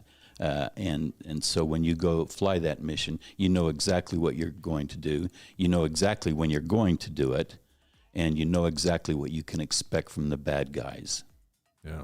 Man. So Hey, so one day, I'd kind of like to have a wingman. I don't know. I'd like, think if I was to have going up, somebody- I'd like to I have don't you want to go there. by myself either. But Dave and I, we can't even do a show by ourselves. We always have to do it together. So we're kind of attached at the hip. So one day you're going to a meeting, and you get a call from NASA. Next thing you know, your own flight plans have changed, right? Because you're going to go in a different direction. How did that go? yeah, this was in. By the way, no one else gets this kind of a phone call. Right, exactly. So go ahead. This is in 1996. That's the year I retired from the Air Force. And what caused that is I got a call one day. I was at Beale Air Force Base. That's in Northern California, just a little bit north of Sacramento. And I got a call from a fellow brother, Bill Collette. And he was a U-2 pilot. We had known each other very well. And he had been hired after he left the Air Force flying U-2s. He had been hired by Lockheed to be contracted to NASA to fly NASA's ER-2s. Now, the ER-2 is a high-altitude, it's the same thing as a U-2, only they do airborne science, and it's high-altitude work for them. And so he says, D, how you doing? I says, I'm doing fine. What are you doing, Bill? He says, listen, what are you doing? I says, well, I'm going to go to a meeting in 10 minutes. He says, no, you're not. And I says, no, what do you mean? What do you mean, Bill? He says, no, what am I going to do? He says, you're going to go to CBPO, Consolidated Base Personnel Office. You're going to go up there and you're going to retire from the Air Force. And why am I going to do that, Bill? And he says, because I need you here. At that time, it was at Moffett, where the ER-2s were. That's in the Bay Area, San Jose. And he says, because I need you to be on a deployment to fly the ER-2 in Alaska. We're going to do some work in Alaska. And so I said, okay, Bill, well, that's what I'll do then. And the reason being is because, remember when I said it was a passion? Because I knew that it would allow me to continue to fly the U-2 and airplanes for another 16 years. And so I went to CBPO. I put my paperwork in to retire. Christine knew nothing about it. That's my bride. Right. She knew nothing about it until I went home and said, well, I retired from the Air Force today, dear. Okay, now let's talk about your bride there for a second. So I know part of this story. So NASA asked you how much you want to get paid. And let me ask you this, was it a mistake that you did not consult Christine on the answer you gave? Yeah, it probably kind of was. I when I went to work after Lockheed lost the contract for the ER-2, another company picked it up, and we won't mention that name, but another company picked it up. And their HR representative called me, and they said, now, Mr. Porter, says, we have never had a pilot work for us before.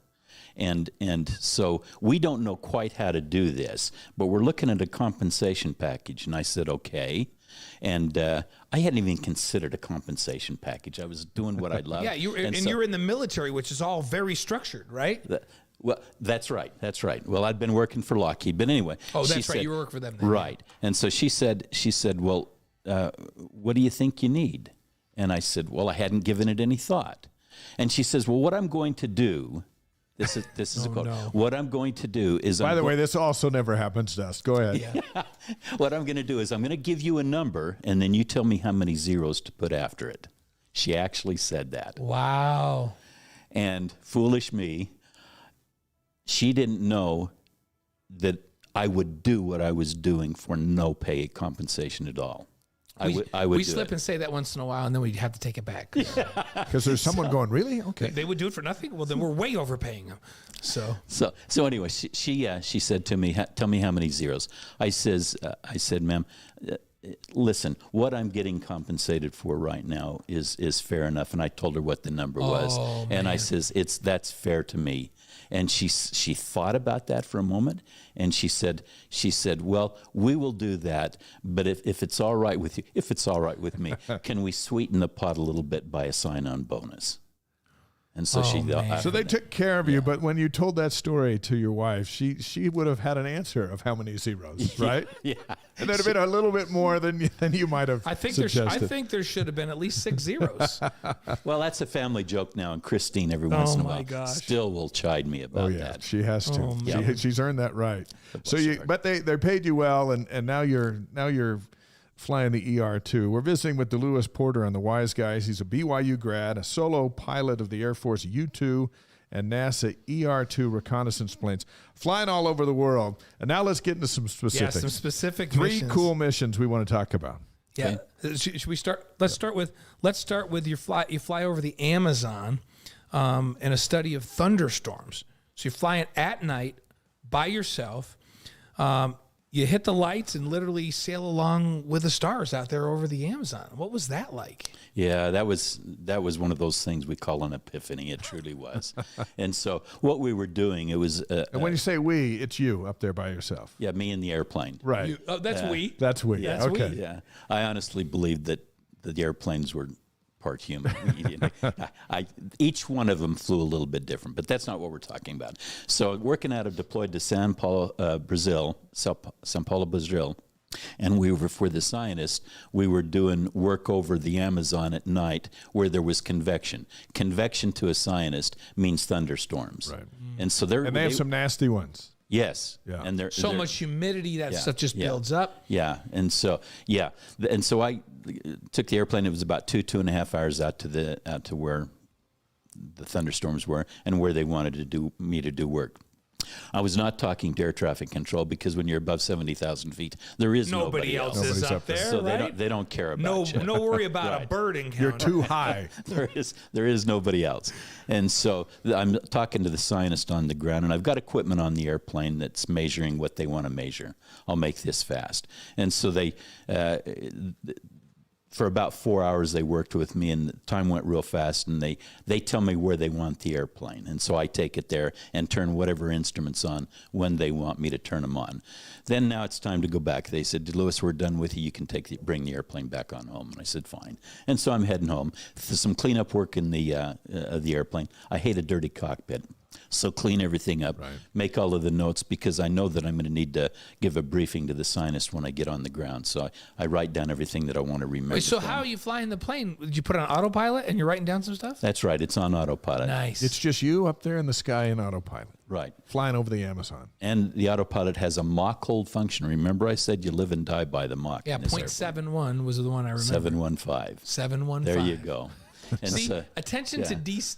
It's all detail. Is important here because it wasn't 0.71, it was 0.715, which is closer to 0.72. How did you not get scared up there?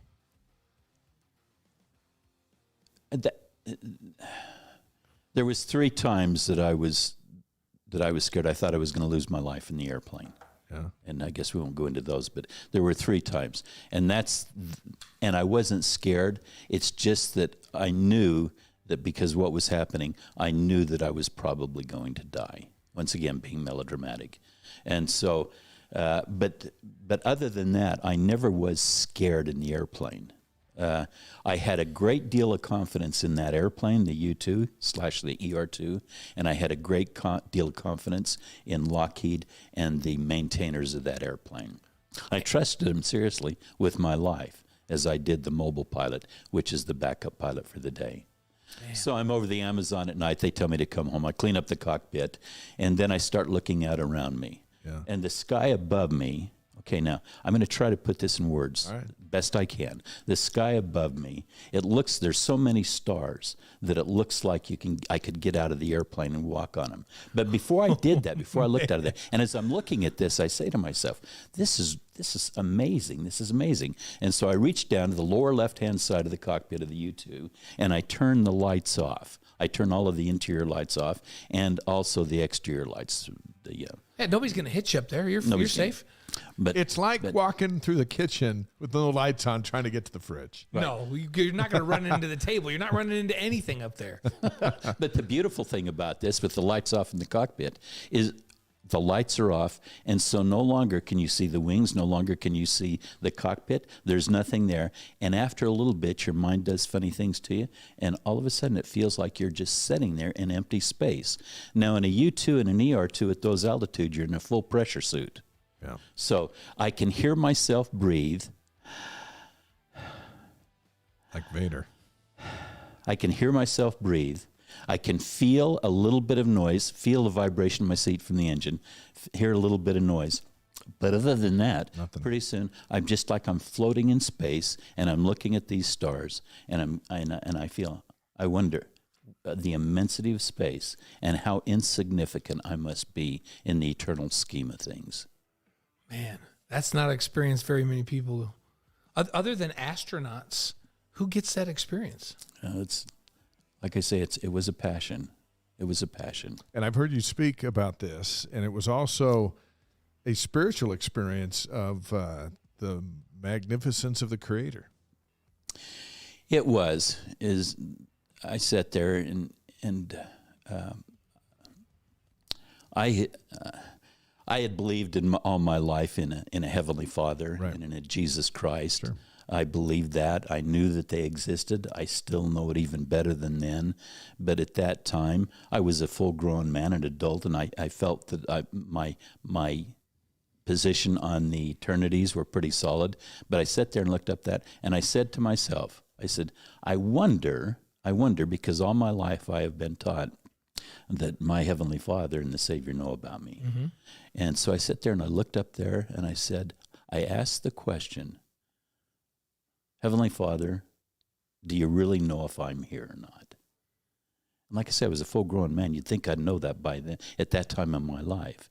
In fact, ecclesiastically, I had some responsibilities that would you'd think that I would know that. But I asked the question, and that's the important part. I asked the question, and as soon as I asked that question, do you know about me? Do you know that I'm here? Do you know who I am?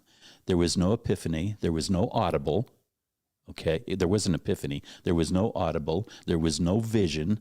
I'm not trying to say that there was. But at that moment, at that time, over the Amazon, at 2 o'clock in the morning, there was a warmth and an embrace, and a thought to the mind and feeling to the heart that, yes, D. Lewis, I know you. I know you very well. And oh, by the way, I love you. And I just sat there. And I got a pressure suit on, so I can't open the visor and wipe the tears that's coming down my cheeks, because it was that stirring for me. I started to weep about it. Yeah. Now, that isn't very manly and Tom Cruise-like, is it? But I started to weep, and the tears rolled down my cheek, and you can't wipe them off or anything. And so I guess that's. And are you sure that you also didn't hear, "Hey, DeLewis, why don't you turn the lights back on the plane?" I kept it like that for probably, I'd say, 30 minutes. Wow. And then it was time to. What an That's experience. fantastic. Yeah. All right, let's move over from Xanadu to flying over 5 hurricanes. Yeah. What are you doing up there over a hurricane, especially at night? And what does a hurricane look like at 2 in the morning? From the top down. Yeah. Flew over hurricanes out of Patrick Air Force Base in Florida. Hurricane George. That was the one that when I at nighttime looked down and I saw the blue and the red lightning. Now, they were very short, but they're blue and red. They call them jets and sparks, something like that. And so finished that mission, got back down on the ground, and as I told you, there's a couple of hundred scientists, and so I'm debriefing them, and I happened to mention that I'd seen this lightning with the different colors, and all of a sudden the room goes silent.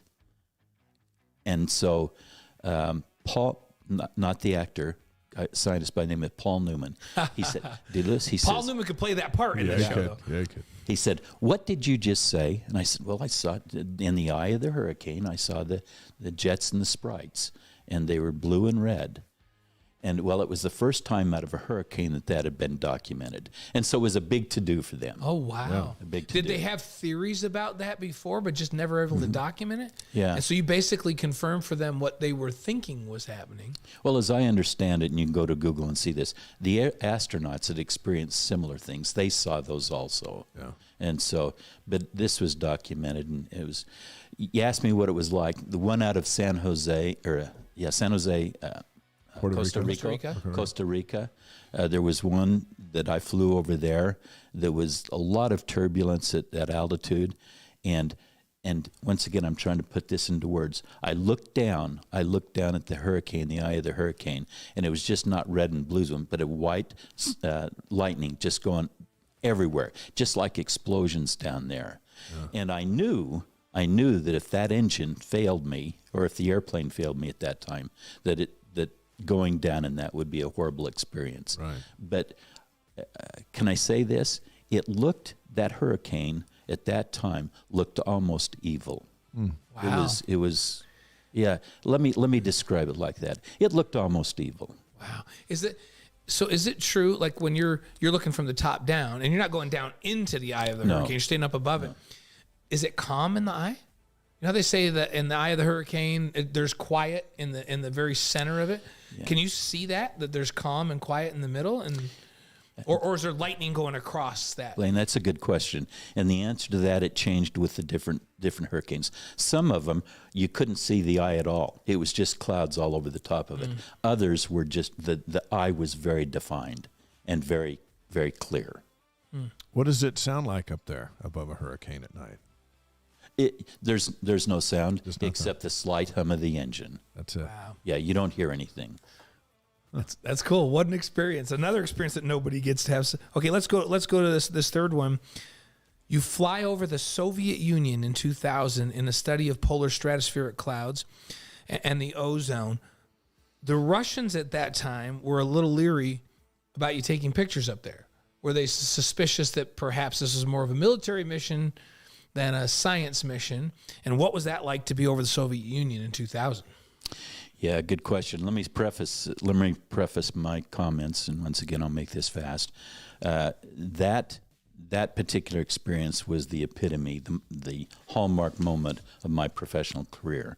And so I went to Russia a couple of times and worked with the Soviet Union, Russia at that time, getting permission, because what we were doing with the ER2 out of Kiruna, Sweden, was collecting science for polar stratospheric clouds. Right. We called them PSCs, polar stratospheric clouds. And everyone was freaked out about the ozone. That's right. In 2000, everybody was worried about the ozone because the ozone gobbles up, polar stratospheric clouds gobble up the ozone. And so they needed to get data on this. And so and the science community knew that the polar stratospheric clouds, the majority of them were going to be over the Soviet Union in January of the year 2000. And so took the airplane. I had coordinated and worked for almost 2 years on this particular mission. So I was chosen to fly the first mission over the Soviet Union. Since Gary Powers, now if you're really old, you'll remember him. Gary Powers in 1960s was shot down over the Soviet Union in a U-2. So yeah, I remember so you're the that, next guy in. Yeah. Now you mentioned the Russians were a little bit leery. Let me tell you how leery they were. They required that we pay them a ton of money to be able to fly. You were about to say $1 billion, but we're not going to say that on the record. Was it with a B? Was it with a B? No, it wasn't a B. But they wanted a ton of money to fly over their country. He was going to say a bunch of money. A bunch of money. We'll call it a bunch. A bunch. So you paid them a bunch of money. So the scientists did. The science community did. Yeah. And then they also required, whenever we flew, to have their people, 5 of their people on station there at Kiruna. And what they would do is after the hatches were pulled up in place for the airplane, they would come out and put tape over the sealed area of the hatches. And the reason being is because they thought that I would take off in the airplane, land someplace else, download the science equipment, and upload the spook equipment, the reconnaissance stuff. And so that's they were very leery at the time. Who gets to do that? Are U-2s, there's always a couple of U-2s in the air all the time, right? As I understand it now, and I've been out of that circle for a number of years. As I understand it, there's somewhere in the world, 24/7, 365, two U-2s in the air, the black U-2s in the air, somewhere in the world. Always up. And so the airplane was built in 1955, and it's still flying. Still flying. Man. So look, and there's another look at it. So this is the U-2. Yeah, this is the U-2. And the white one is the ER2. Right. Yeah, did you show the white one? That's the ER2. That's the ER2. That's a live action shot of you taking it to 70,000 yep, feet. you're just going straight up.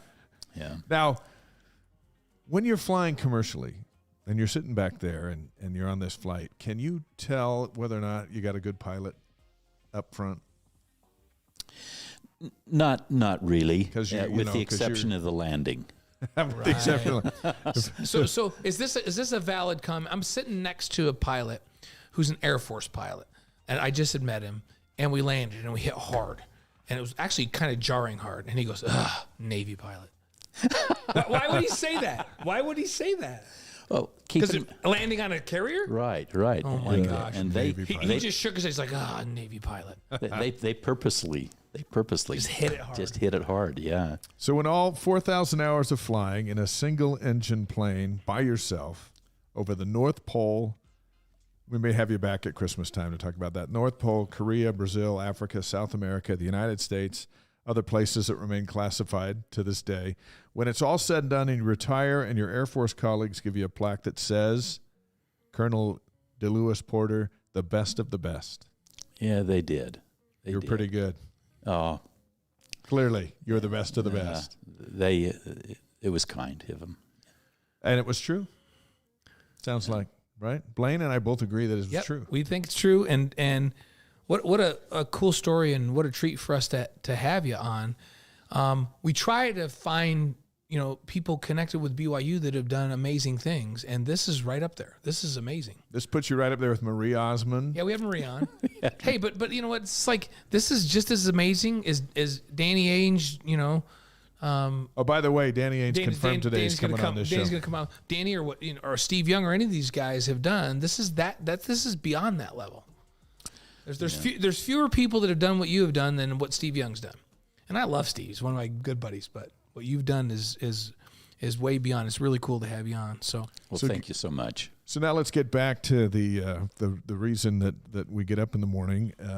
Give us 2 keys to BYU's victory on Saturday against Utah Tech. What do you want to see happen? A repeat of what happened a couple of weeks ago. Against Boise State? Yeah. So Yeah. just repeat Boise State. We're not going to let you get away with that, just on the repeat.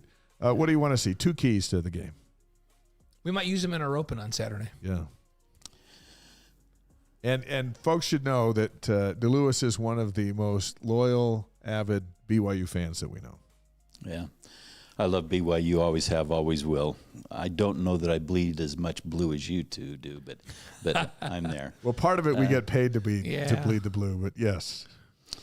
I worry a little bit, and you two are much smarter about this, and I worry a little bit about them being too convinced that they're going to win this game. Just because they're playing an FCS team? So they Right. may not come with that chip on their shoulder, and it might, Whereas Boise State, they kind of went in there with a little fear, like, might get beat here. Yeah, and I can tell you, Utah Tech's going to come with a chip on their shoulder.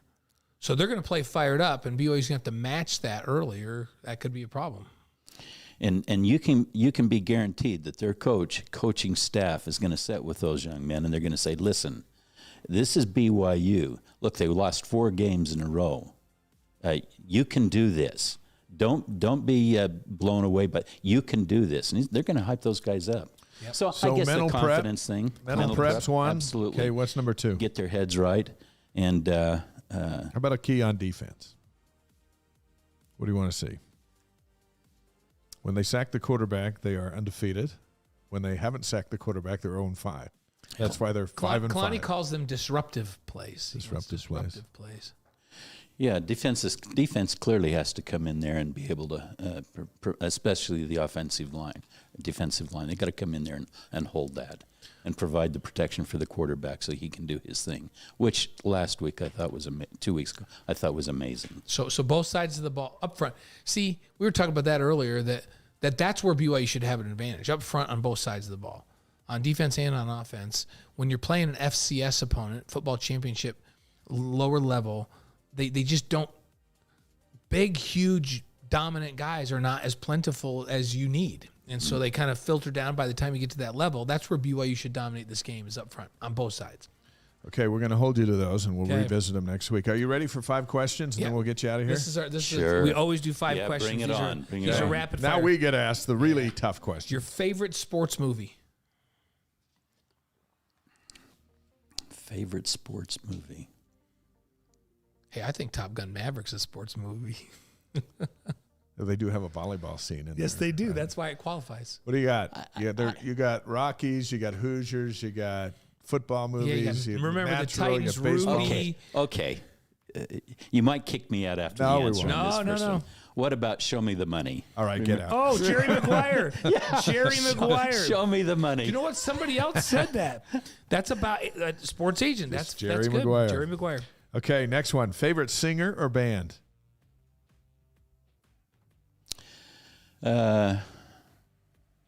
Favorite singer, Whitney Houston.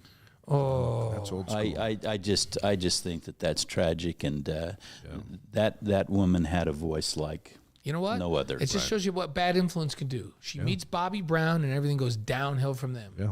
From there. Bless her heart. Okay, good Yep. choice. Good So yeah. selection Oh there. man, I could listen to Whitney Houston All day. All day. She is one of the most pure, beautiful voices ever. Okay, your favorite breakfast cereal, or are you an oatmeal guy? Don't even No, plant that I have to seed. tell you guys, Brenda has me eating oatmeal every morning now. Yeah, well, Which is Really? Yeah. I mix in a scoop of vanilla protein powder in it to up the protein content, but I start every day with some oatmeal now. that goes against everything you preach on I the know show. because I like, but don't let her fool you, because before I came to this show, I had one bowl of Apple Jacks, and then I had a bowl of Cinnamon Life. Okay, all right. You're back on track. So All right, so favorite breakfast cereal. What do you got? Raisin Bran. Raisin Bran. Yeah.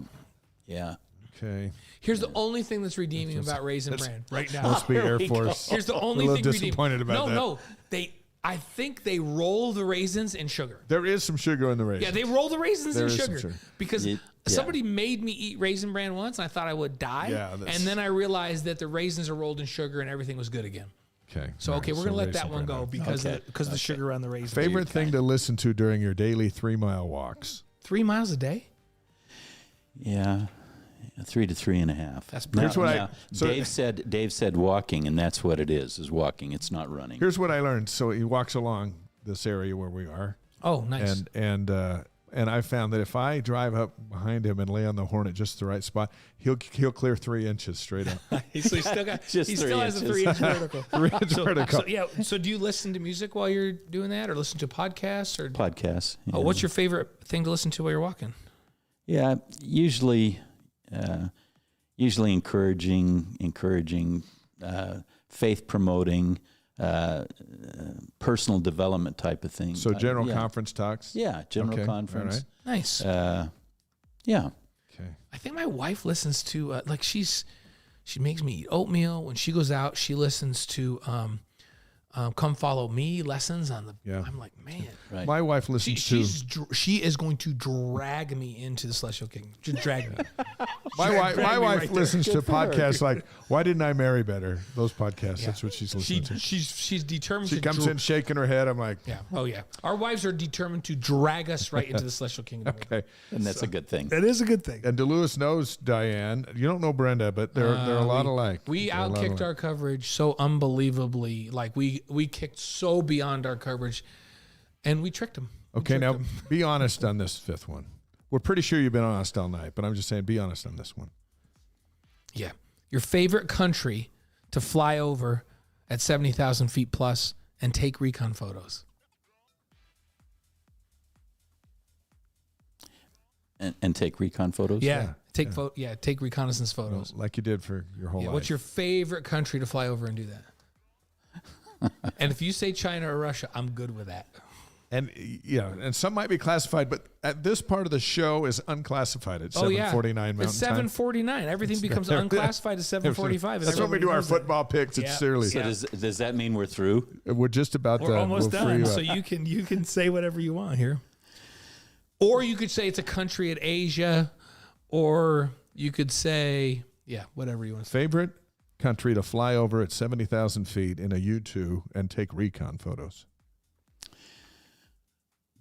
Have you heard anything about when we're going to have rain? The next time we're going to have any rain? It's not for a week. Not for a week. I can tell you this. Let me tell you this. Okay, and I thought what you're going to ask, Dave, was what is the most beautiful country to you? Where did you like being the most, flying the most? Yeah, but And then I thought this one was so much more interesting. Yeah, I knew Way you would. more. We were trying to get some class. Okay, I will give you a Give pass. us a general area. Yeah. Is it a big bear? Because he already went over the Soviet Union, so Yeah, you could say unless you're Soviet going over Union, but Beijing. But he didn't take reconnaissance photos over the Soviet Union. He was doing weather gathering data there. It's like you're over Brazil, Yeah. What do you? You can if you feel like we can't unclassify this, I'm not sure Donald Trump didn't already unclassify it, declassify it. But okay, you can tell us the most beautiful country to fly over. Let me just tell you this. I will share this with you. I've flown the airplane a lot of different places. You to a lot of different places in the world. Yeah. And from altitude, it's all beautiful. It truly is. It's all beautiful. But when it was my job oftentimes to bring the airplane back from a deployment, about 280 miles out, I could start to see the coastline of America. Yeah. And that's when I got goosebumps. In fact, I have them. That's when I get goosebumps. To see America, and maybe I'd been gone 2.5 months at that time, but to see America and then fly into America, it just was something very, very peaceful and very important to me. I love America. By the way, DeLewis's degree in counseling and psychology at BYU. Remember, he started with that way back before any of these flights. They may not have prepped him for the sky, but they did get him ready to serve as a bishop and stake president. And so it all just connects with all the dots of your life. And I think it's fascinating how you represent BYU and the things that you hold dear, and you're a football fan and basketball fan and all that stuff in the midst of all that. You're a good neighbor, and we're friends. And so we appreciate you coming on and being a big shot for us tonight. Oh, thank you. Pretty cool. And by the way, some of our followers said Raisin Bran rocks. So, and I don't even know why. I thought there you go. I thought you were going to show up tonight in an orange turtleneck. Orange with a white turtleneck. Right? Yeah, white turtleneck with the orange suit flags. Suit. And so when you came in and it was neither, I thought, all right, maybe he doesn't have it anymore. Do you still have the suit? Okay, I can tell you a secret. I'm gonna lay it all out. All right. Okay. I went downstairs in the closet and pulled out of a bag that Christine's got him loaded in an orange flight suit.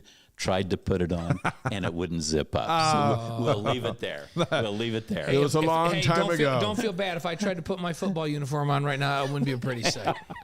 It would look like I have a flak jacket on without one on. It really would. All right, we'll let you go. Thank you so much. Thank you so much. Thank you. We appreciate you coming on, and thank you so much. We appreciate all the great work you've done representing our country for so many years. It's amazing. Thank you. Amazing. Show me the money. That's what you went with. Jerry Maguire. Show me the money. Show me the money. DJ, show DeLewis the door after showing him the money. Do you know why it's show me? Because it's Tom Cruise, Top Gun Maverick. Oh, yeah. That's connected. It's all connected. It's all connected. Love you, brethren. Thank you so much. Great to have you on. Thanks so much. Next week, Ben Cahoon, Tyler Hawes, and Ken Lund, the California North Region Alumni Chapter Director, is going to join the Wise Guys. December 6th, Glenn Kozlowski. And the guests just keep coming and coming. We're going to have Danny Ainge with us in December. And he sent a text back today, said, hey, I'd love to come on your show. So now it's just a matter of finding the right date and the time. With Danny. And we'll talk to Michelle and get some good things, that we can ask him about. So hey, next week, our home finale on After Further Review, we'll break down the home game against Utah Tech. Then we'll set the stage for the Thanksgiving weekend showdown at Stanford. We hit the air at 7 Eastern, 5 Mountain on the free BYU TV app just before an all-new Wise Guys from 8 to 10, 6 to 8 Mountain Time, 8 to 10 Eastern at wiseguys.com, YouTube, and Twitch. ysguys.com. There you go. You ready to do our picks? Let's do football picks. All right, so here's what happened. I went 4-1 last week. You went 2-3. Because I pick with my heart. I don't even care who wins. I know you do. I think we've established that. All right, let's go with. I vote for teams I like. I don't care if they're going to win or not. So here we got TCU taking on Baylor in Waco. I feel like TCU's on a roll. I'm going to take TCU. Something's wrong with Baylor. I'm going to take TCU as well. They got killed last week. Utah's at Oregon. Remember, I picked Utah last. I think Oregon's going to score. I literally think Oregon's going to have 500-plus yards of total offense and score. Bo Nix is kind of banged up.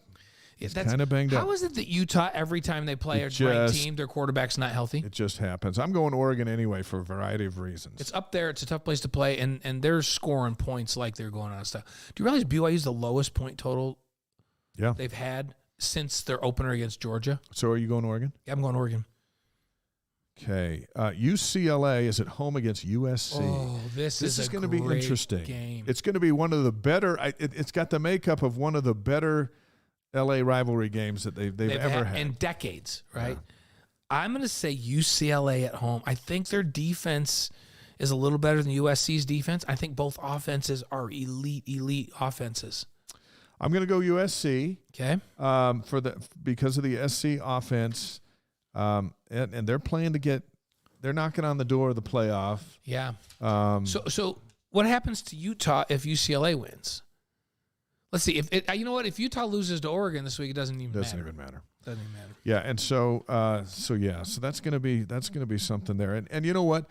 They announced the Rose Bowl was sold out. I don't even know if it's sold out with UCLA fans. They have as bad attendance as Stanford. Is it sold out with all of that like plastic on the seats in the front?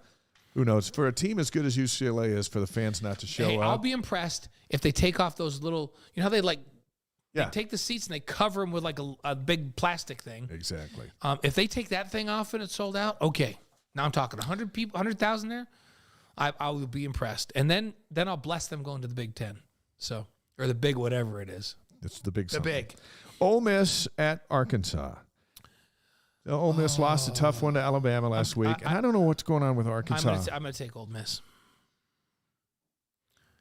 By the way, I never even check your things. Like I have no idea if I'm really 4 and 5 or whatever I said I was. You are, but fortunately, you trust me. I'm going to go with Arkansas on that one. Okay.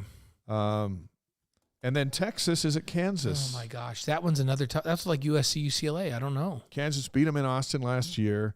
Texas is all over the place, but they seem like they're supposed to be good.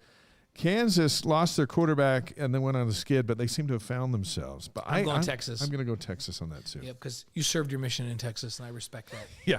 Yes, I did. All right. Cougars in the NFL.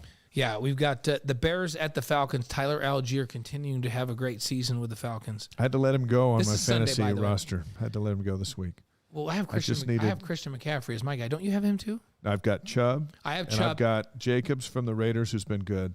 And I had to let Algier go because I needed to pick up another receiver. Oh, I have Chubb and McCaffrey as my two starting running backs, by the way. Yeah, those are good. The Browns, Sione Taki's had a good season there at the Bills, and I'm not sure if the Bills quarterback is going to play. Yeah, Josh Allen. And the Browns could go in and win that game with a lot of Nick Chubb. Yeah. We need his points. We need his points. I don't even root for the Browns. I just root for Sione and Chubb. Yeah. So I only wrote, that's exactly right. How about the Jets and Zach Wilson? Going to be interesting. At the Patriots. Patriots have a good defense. Jets are coming off a bye week. Yeah, and I'm telling you, something about Bill Belichick and how he game plans his defense against rookie quarterbacks. Or young quarterbacks. He's not a rookie anymore, but he kind of is in terms of number of games played because of injuries. Yeah. So Rams at the Saints. The Rams are terrible. We got Taysom Hill and Danny Sorensen. You know what? The Saints aren't very good either. But it looks like Cooper Kupp, my first-round pick, is going to be maybe done for the year. Oh, man, that's brutal. And I love Cooper And the Saints don't give the ball to Taysom near enough. So if they don't give the ball to Taysom on that is a total dog game. You want him to lose. So, hey, how about the Lions and Jamal Williams at the Giants? The Lions aren't good, but everybody loves Jamal Williams. Yeah. And he's always representing the Y. He gives everything. Yep. Brady Christensen and the Panthers are taking on the Ravens. Ravens coming off a bye week. That'll be a tough one. Yep. And the Commanders and Dax Milne are at the Texans. How about they got the big win over the Eagles last night? That was a big game. Fred Warner. Eagles' first loss of the season. You know what, though? I was kind of on board with the Eagles, and I was talking to an Eagles fan down in Cancun, and he's like, yeah, well, guess what? They haven't played anybody. The typical Philadelphia fan, right? Yeah, they haven't played anybody. They booed some of the guys off the field. That's a false 8-0 is what he was telling me. This is an Eagles fan. It's a false 8-0. And I'd love to take a false 8-0. Yeah. Fred Warner and the Niners on Monday Night Football against the Cardinals. Warner's just so much fun to watch. And it was so fun to see he and Kyle and those guys all together. So on this day in history, hey, we're going to end up pretty much close on time. We've got some birthdays coming up and a Lavelle quote. A lot going on November 5th in the history of the planet. No, but it's the 15th. 15th, sorry, the 15th. So 1492, Columbus sailed the ocean blue. The first recorded reference to tobacco. And the word of wisdom wasn't for like the word of wisdom wasn't for like I don't know how long. A long time. A couple centuries. Think about the influence tobacco's had more than a couple world. centuries. Yeah. So it's the first time he made note. Hey, by the way, there's this stuff over here, tobacco. Called tobacco, which is good for healing. It has healing properties. You put it on a bruise, it helps heal it. Right. So 1777, on this day, the Articles of Confederation, the first Constitution of the United States, is approved by the Continental Congress. Pretty cool. 1791, the Catholic Church opens its first college in the United States, Georgetown in Washington, D.C. And Patrick Ewing was the center. Not then. 1904, King C. Gillette patents the Gillette razor blade. I just bought some Gillette blades today. So, in 1939... Nixon needs to buy some of those Yes, blades. he does, by Saturday. 1939, FDR lays the cornerstone of the Jefferson Memorial in Washington, D.C. How about that? I didn't realize it was there that long. 1956, Elvis, the movie Love Me Tender, premieres in the U.S. Is that when Elvis first transferred over into movies? Or I don't know. I don't know if that was it was a big one. That was a big one. Hey, how about this? 1964. KBYU TV begins broadcasting. It's now BYU TV and broadcasts around the world. 65 million homes in North America, right? Yeah. Yeah, and everywhere where you have Wi-Fi. I watched BYU TV in Sochi, Russia during the Olympics. I think BYU TV has as many homes or more than ESPN2. Yeah, better believe it. 1971, Intel advertises the 4004 processor and changed the world. Remember the slogan from 91 to 99? Intel, the computer inside. So remember the original, the processor, but do you remember original computers? Like, where it's as big as a room? Yeah. Now this thing is a computer, right? That's a computer. Crazy, isn't it? It can do more than that whole room did. So I can talk to it. I can call her by name. Or is Siri a boy? She talks to me like a girl. Seems like. Yeah. So, But you can change the voices on there. Oh, true. Now, hey, my one that gives me directions is an Australian woman. Yeah. Because the guy was bossing me around. And then I had the American girl, and she was really bossing me around. And so I went with an Australian woman, and it's very soothing. The American woman, when I didn't turn, she said, "Are you an idiot? You were supposed to turn back there." I was Yeah. like, "That's it. I'm going with an Australian woman." They're much more friendly. 1986, the Beastie Boys released their debut album, "Licensed to Ill." Yeah. Changed you the better believe world. it. So, because they changed the world, because on that album, you got the right to you got to fight for your right to party. To party. That song's still on all You the time. gotta fight DJ loves that for song. your right. Yeah, DJ loves it. The Beastie Boys. Who'd have thought in 1986 we'd still be We've never been the same. doing that? All right, birthdays on November 15th, 1919. Joseph Wapner. Judge Wapner from the People's Court. And how about 1928? Ed Asner played Santa Claus on Elf. He was great in that Oh, movie. Ed Asner. He's a great star. 1930, Olene Walker, the first woman to become governor of the state of Utah, 2003 to 2005. So, 1951, Beverly D'Angelo. Oh, yeah. That's Ellen Griswold from Christmas Vacation.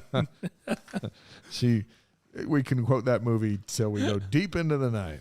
A death on November 15th, notable to a lot of us. 1985, President Spencer W. Kimball, 12th president of the Church of Jesus Christ of Latter-day Saints. I was a student at Rick's College when that news broke, and I remember watching it on TV, and it had a great impact on me. Yeah, that was my senior season at BYU. That was that fall. I remember it well. So Spencer W. Kimball was the prophet of my, Right. junior high school and college years. 1985 on this night, November 15th. Yeah. Lavelle Edwards quote, roll us out of here. We have Caleb Chapman. Do we have that ready? Yes, awesome. Okay. Go ahead. So it says, I could sum it up in one thing. A guy has to be what he is. He's got to coach and have a philosophy based on his own personality. You see too many coaches trying to imitate other coaches, trying to be someone else. It's all right to emulate the qualities of good coaches, but I don't think you should imitate. You got to be yourself. He did it his way. Yes, he did. And Saturday, the final home game of BYU's run in independence and wrapping up the 50th anniversary of his first season at BYU as head coach. Wild. Amazing. Caleb Chapman's going to play Rise and Shout for us because BYU beat Boise State. And then we decided we're going to play it anyway because we feel like it. Yep. To set the tone for the weekend. Caleb was on with us a couple of months ago. Let's let him roll us out of here.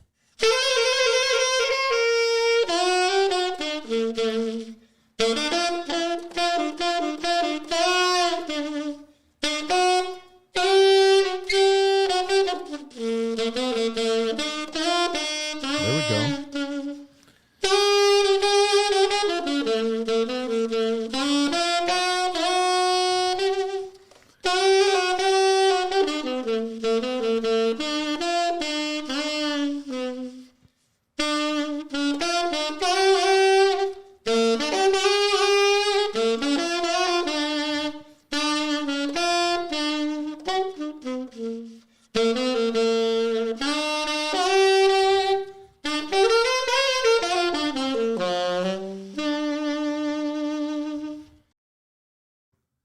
That's cool every time. Every single time. Caleb Chapman. Thanks to David Nixon and DeLewis Porter. Next week, Ben Cahoon, the greatest BYU football player ever to suit up in the Canadian Football Hall League. of Famer up there. And Tyler Haws, the all-time leading scorer for BYU basketball for the men. Is Tyler coming in with us? He's either going to be Zoom. I'm hoping he comes in. Yeah, that'll be fun. We're going to talk to him tomorrow night. We'll talk to him, see if he'll come in. That's coming up next week. And also Is Ben coming in? Yeah, I think he is coming in. Oh, cool. Well, So let's get one of them in here. So that'll be a cool show, and hopefully BYU's bowl eligible, and then get ready for Thanksgiving. Next week's Thanksgiving week. Can't even believe It's such an awesome week, and then Stanford BYU a week from Saturday. So Blaine and I'll see you tomorrow night. BYU and Missouri State at 9 Eastern, 7 Mountain Time on BYU TV. Undefeated Missouri State. See you tomorrow night. Yeah. Thanks, guys. Podcast will be up tomorrow. We hope you enjoy it and share it with your friends. Have a great week. See you tomorrow on BYU TV.